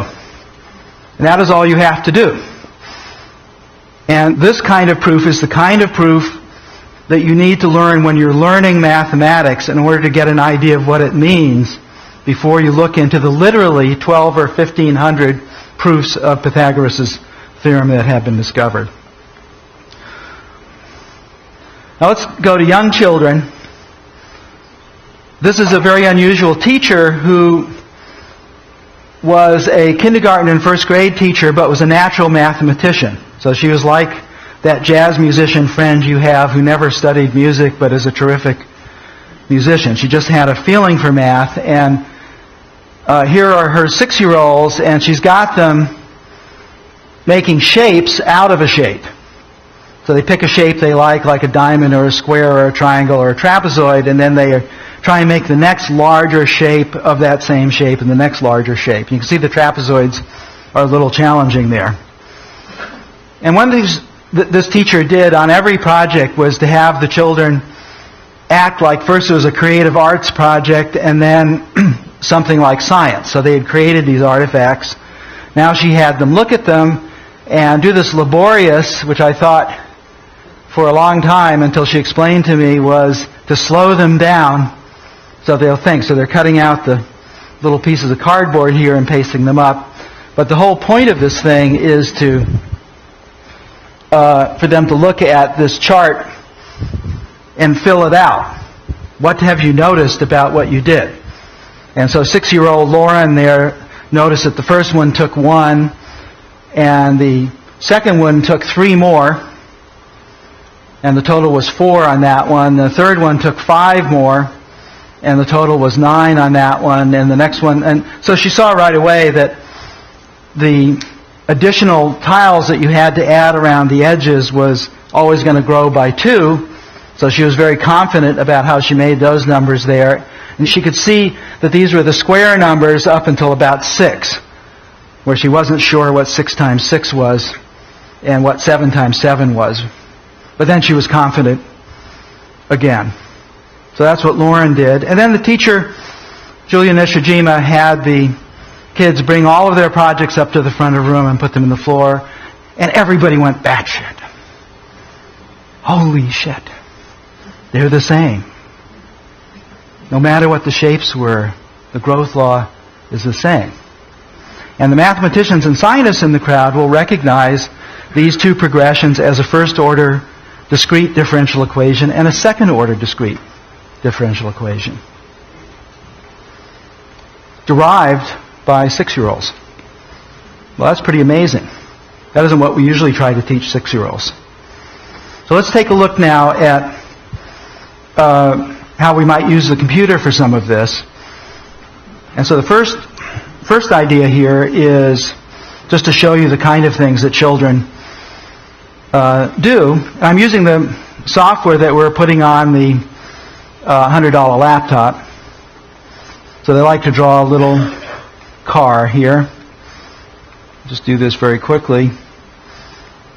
And put a big tire on him.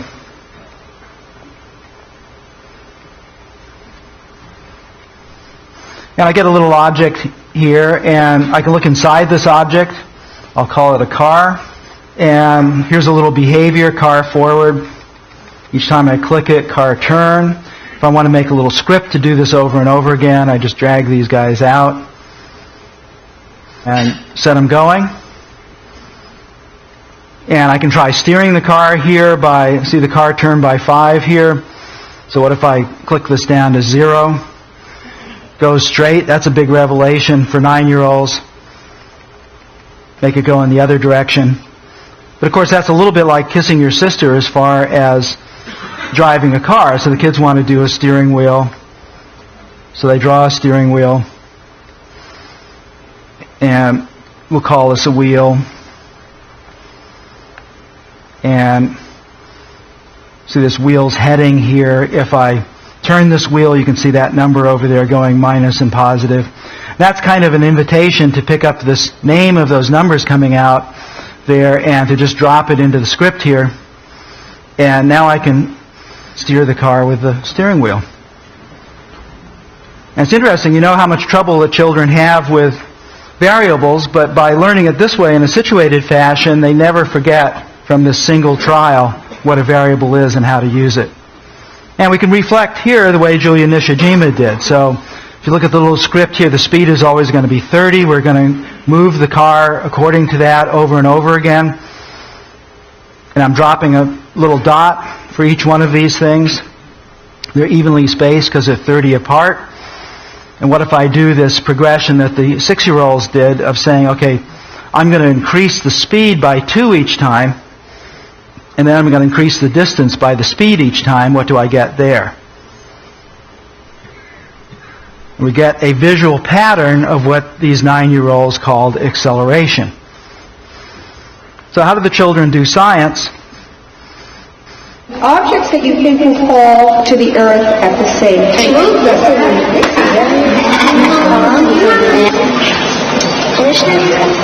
Okay. Oh, do not pay any attention to what anybody else is doing. Now, how are you doing?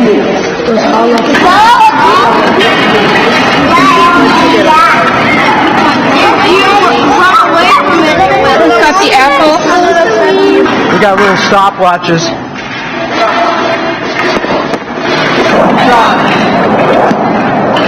What do you get? What'd you get? Stopwatches aren't accurate enough. 0.99 seconds together. So put sponge ball.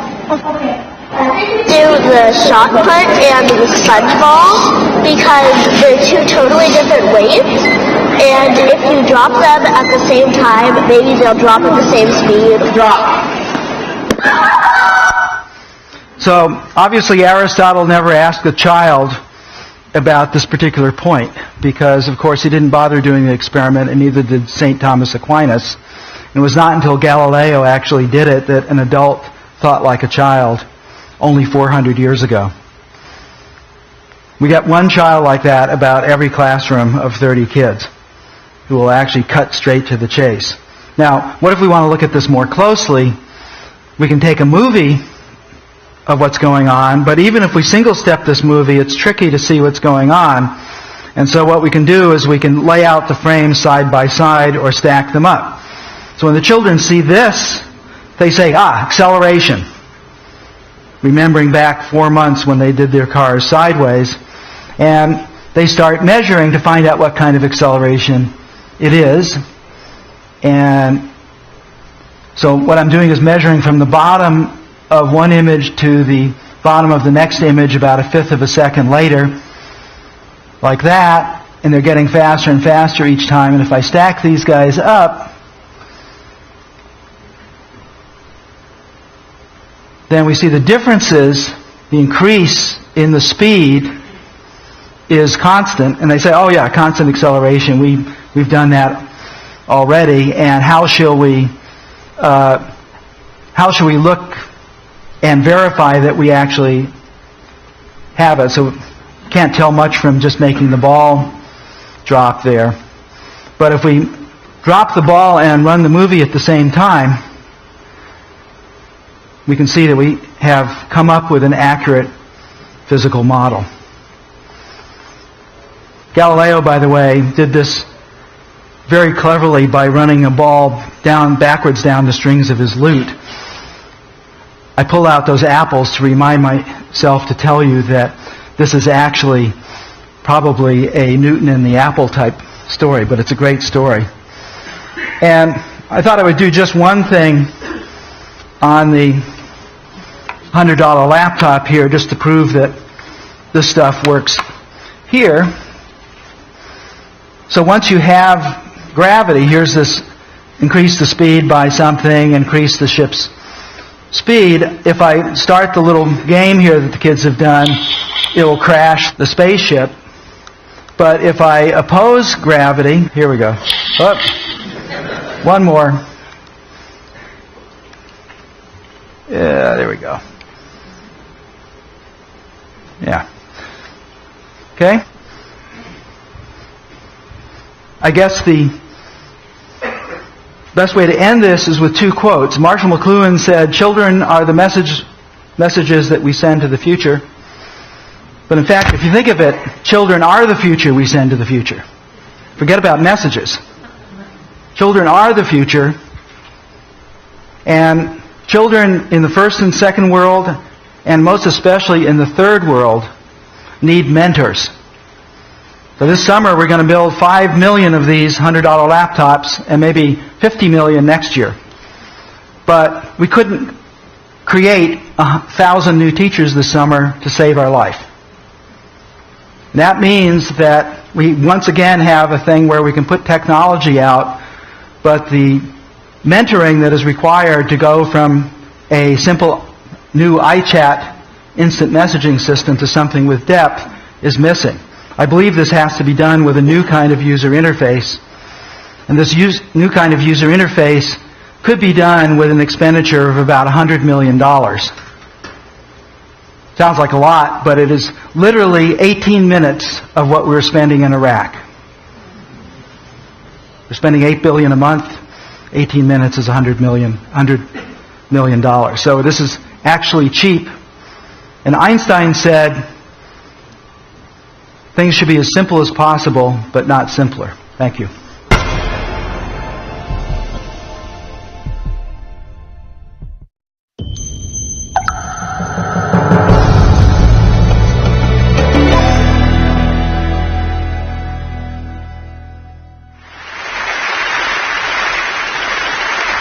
Right now, there is an aspiring teacher who is working on a 60-page paper based on some age-old education theory developed by some dead education professor, wondering to herself what this task that she's engaging in has to do with what she wants to do with her life, which is be an educator, change lives, and spark magic.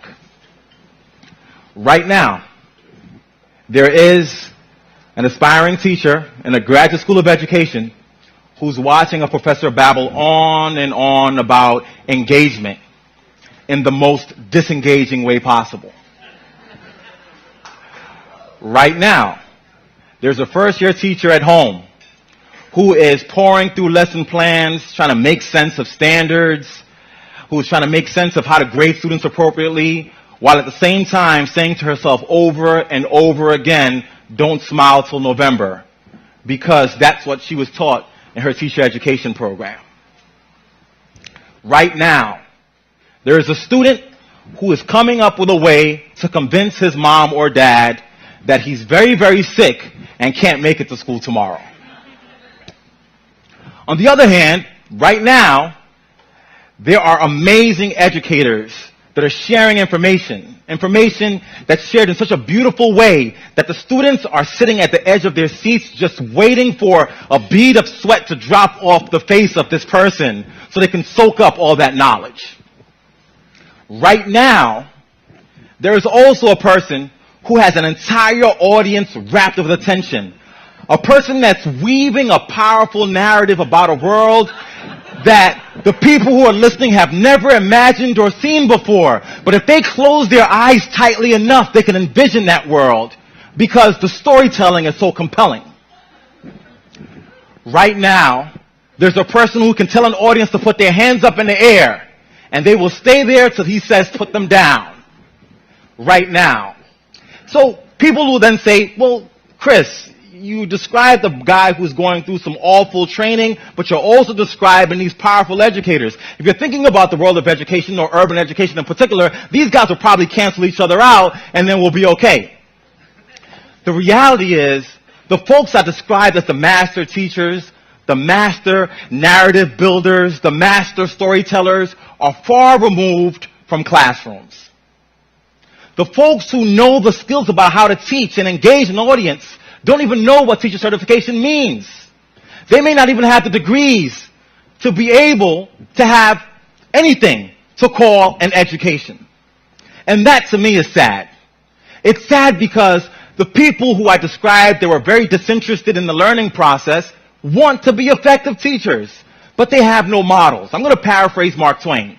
Mark Twain says that proper preparation or teaching is so powerful that it can turn bad morals to good. It can turn awful practices into powerful ones. It can change men and transform them into angels. The folks who I described earlier got proper preparation and teaching, not in any college or university, but by virtue of just being in the same spaces as those who engage. Guess where those places are? Barbershops, rap concerts, and most importantly, in the black church. And I've been framing this idea called Pentecostal pedagogy. Who here has been to a black church? We got a couple of hands. To go to a black church, that preacher starts off and he realizes that he has to engage the audience. So he starts off with this sort of wordplay in the beginning oftentimes. And then he takes a pause and he says, oh my gosh, they're not quite paying attention. So he says, can I get an amen? Amen. So can I get an amen? Amen? And all of a sudden everybody's reawoken. That preacher bangs on the pulpit for attention. He drops his voice at a very, very low volume when he wants people to key into him. And those things are the skills that we need for the most engaging teachers. So why does teacher education only give you theory and tell you about standards and tell you about all these things that have nothing to do with the basic skills, that magic that you need to engage an audience, to engage a student? So I make the argument that we reframe teacher education. That we could focus on content, and that's fine. And we can focus on theories, and that's fine. But content and theories with the absence of the magic of teaching and learning means nothing. Now, people oftentimes say, well, magic is just magic. You know, there are teachers who, despite all their challenges, who had those skills, get into those schools, and they're able to engage an audience. And the administrator walks by and says, wow, he's so good. I wish all my teachers could be that good. And when they try to describe what that is, they just say he has that magic. But I'm here to tell you that magic can be taught. Magic can be taught. Magic can be taught. Now, how do you teach it? You teach it by allowing people to go into those spaces where the magic is happening. If you want to be an aspiring teacher in urban education, you got to leave the confines of that university and go into the hood. You got to go in there and hang out at the barbershop. You got to attend that black church. And you got to view those folks that have the power to engage and just take notes on what they do. In our teacher education classes in my university, I started a project where every single student that comes in there sits and watches rap concerts. They watch the way that the rappers move and talk with their hands. They study the way that he walks proudly across that stage. They listen to his metaphors and analogies, and they start learning these little things that if they practice enough becomes the key to magic. They learn that if you just stare at a student and raise your eyebrow about a quarter of an inch, you don't have to say a word because they know that that means that you want more.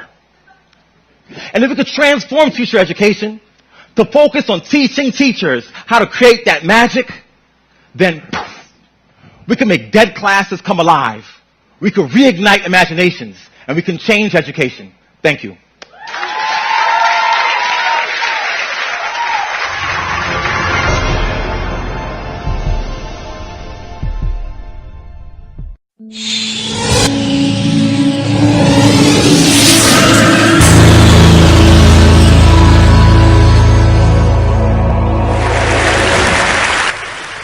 Like many of you here, I am trying to contribute towards a renaissance in Africa. The question of transformation in Africa really is a question of leadership. Africa can only be transformed by enlightened leaders. And it is my contention that the manner in which we educate our leaders is fundamental to progress on this continent. I want to tell you some stories that explain my view. We all heard about the importance of stories yesterday. An American friend of mine this year volunteered as a nurse in Ghana, and in the period of 3 months, she came to a conclusion about the state of leadership in Africa that had taken me over a decade to reach. Twice, she was involved in surgeries where they lost power at the hospital. Emergency generators did not start. There was not a flashlight, not a lantern, not a candle. Pitch black. Patients cut open. Twice. The first time, it was a C-section. Thankfully, baby was out. Mother and child survived. The second time was a procedure that involved local anesthesia. Anesthetic wears off. Patient feels pain. He's crying, he's screaming, he's praying. Pitch black. Not a candle, not a flashlight. And that hospital could have afforded flashlights. They could have afforded to purchase these things, but they didn't. And it happened twice. Another time, she watched in horror as nurses watched a patient die because they refused to give her oxygen that they had. And so, 3 months later, just before she returned to the United States, nurses in Accra go on strike, and her recommendation is take this opportunity to fire everyone, start all over again. Start all over again. Now, what does this have to do with leadership? You see, the folks at the Ministry of Health, the hospital administrators, the doctors, the nurses, they are among just 5% of their peers who get an education after secondary school. They are the elite. They are our leaders. Their decisions, their actions matter. And when they fail, a nation literally suffers. So when I speak of leadership, I'm not talking about just political leaders. We've heard a lot about that. I'm talking about the elite, those who've been trained, whose job it is to be the guardians of their society. The lawyers, the judges, the policemen, the doctors, the engineers, the civil servants. Those are the leaders, and we need to train them right. Now, my first pointed and memorable experience with leadership in Ghana occurred when I was 16 years old. We had just had a military coup, and soldiers were pervasive in our society. They were pervasive presence. And one day I go to the airport to meet my father, and as I walk up this grassy slope from the car park to the terminal building, I'm stopped by 2 soldiers wielding AK-47 assault weapons. And they asked me to join a crowd of people that were running up and down this embankment. Why? Because the path I had taken was considered out of bounds, no signs to this effect. Now, I was 16. I was very worried about what my peers at school might think if they saw me running up and down this hill. I was especially concerned of what the girls might think. And so I started to argue with these men. It's a little reckless. I was 16. I got lucky. A Ghana Airways pilot falls into the same predicament. Because of his uniform, they speak to him differently. They explain to him that they're just following orders. So he takes their radio, talks to their boss, and gets us all released. What lessons would you take from an experience like this? Several for me. Leadership matters. Those men were following the orders of a superior officer. I learned something about courage. It it was important not to look at those guns. And I also learned that it can be helpful to think about girls. So a few years after this event, I leave Ghana on a scholarship to go to Swarthmore College for my education. It was a breath of fresh air. You know, the faculty there didn't want us to memorize information and repeat back to them as I was used to back in Ghana. They wanted us to think critically. They wanted us to be analytical. They wanted us to be concerned about social issues. In my economics classes, I got high marks on my understanding of basic economics, but I learned something more profound than that, which is that the leaders, the managers of Ghana's economy, were making breathtakingly bad decisions that had brought our economy to the brink of collapse. And so here was this lesson again: leadership matters. It matters a great deal. But I didn't really fully understand what had happened to me at Swarthmore. I had an inkling, but I didn't fully realize it until I went out into the workplace and I went to work at Microsoft Corporation. And I was part of this team, this thinking, learning team, whose job it was to design and implement new software that created value in the world. And it was brilliant to be part of this team. It was brilliant. And I realized just what had happened to me at Swarthmore, this transformation. The ability to confront problems, complex problems, and to design solutions to those problems, the ability to create, is the most empowering thing that can happen to an individual. And I was part of that. Now, while I was at Microsoft, the annual revenues of that company grew larger than the GDP of the Republic of Ghana. And by the way, it's continued to, the gap has widened since I left. Now, I've already spoken about one of the reasons why this has occurred. I mean, it's the people there who are so hardworking, persistent, creative, empowered. But there were also some external factors: free markets, the rule of law, infrastructure. These things were provided by institutions run by the people that I call leaders. And those leaders did not emerge spontaneously. Somebody trained them to do the work that they do. Now, while I was at Microsoft, this funny thing happened. I became a parent, and for the first time, Africa mattered more to me than ever before, because I realized that the state of the African continent would matter to my children and their children, that the state of the world depends on what's happening to Africa, as far as my kids would be concerned. And at this time, when I was going through what I called my pre-midlife crisis, Africa was a mess. Somalia had disintegrated into anarchy.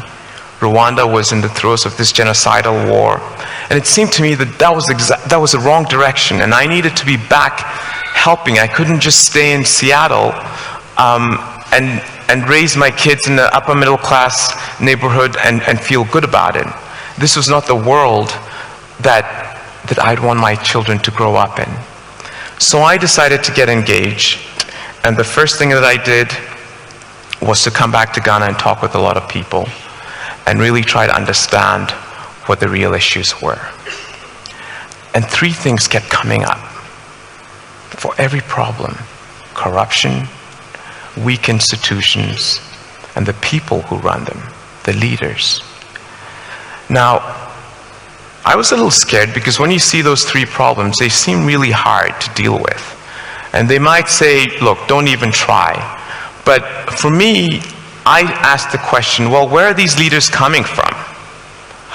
What is it about Ghana that produces leaders that are unethical or unable to solve problems? So I went to look at what was happening in our educational system, and it's the same, learning by rote from primary school through graduate school.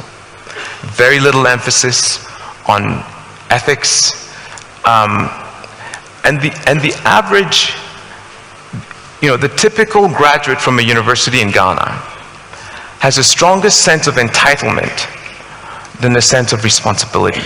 This is wrong. So I decided to engage this particular problem because it seems to me that every society must be very intentional about how it trains its leaders.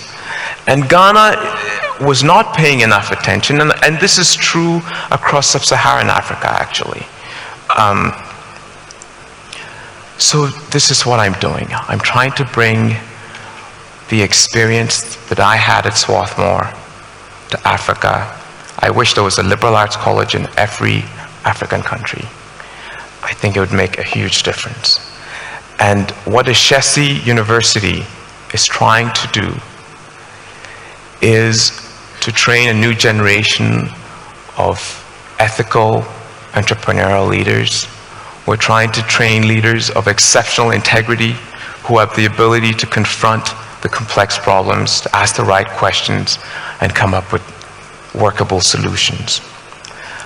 I'll admit that there are times when it seems like mission impossible.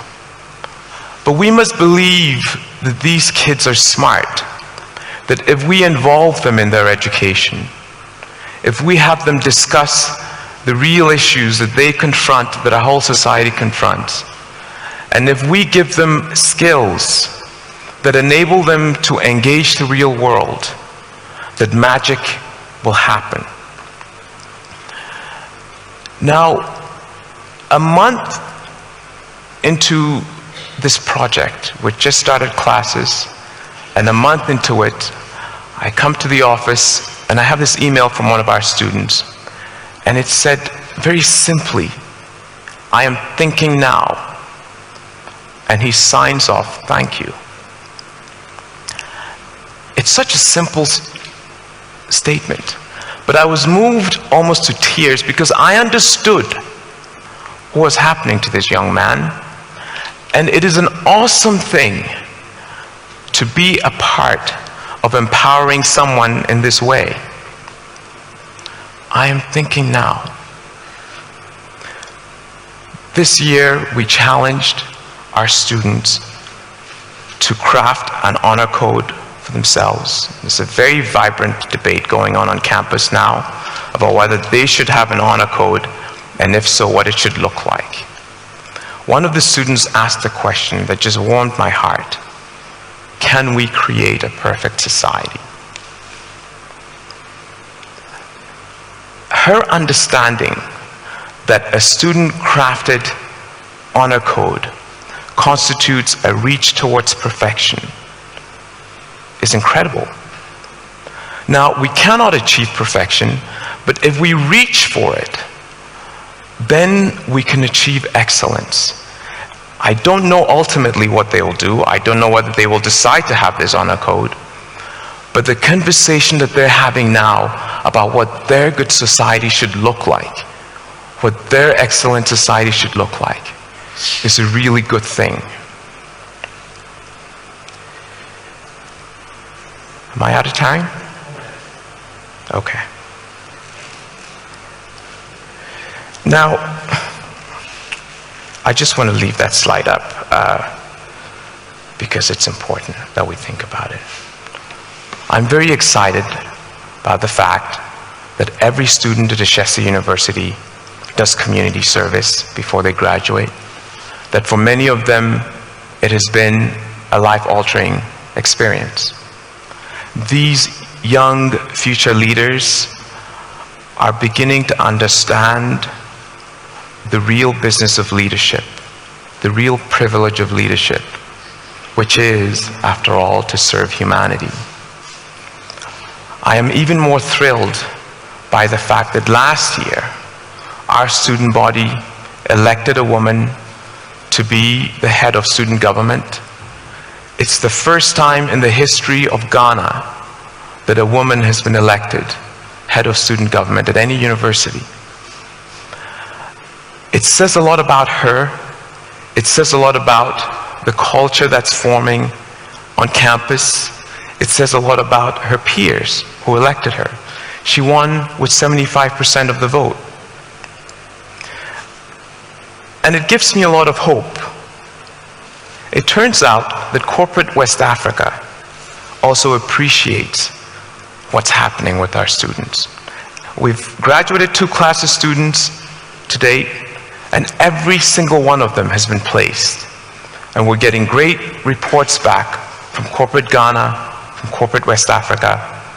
And the things that they're most impressed about is work ethic.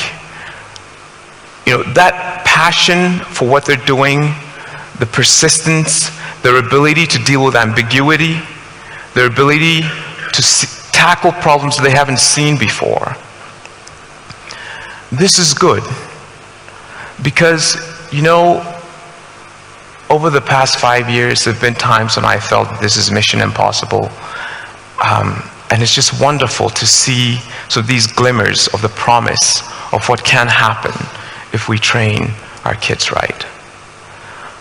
I think that the current and future leaders of Africa have an incredible opportunity to drive a major renaissance on the continent. It's an incredible opportunity. There aren't very many more opportunities like this in the world. I believe that Africa has reached an inflection point with the march of democracy and free markets across the continent. We have reached a moment from which can emerge a great society within one generation. It will depend on inspired leadership. And it is my contention that the manner in which we train our leaders will make all the difference. Thank you, and God bless.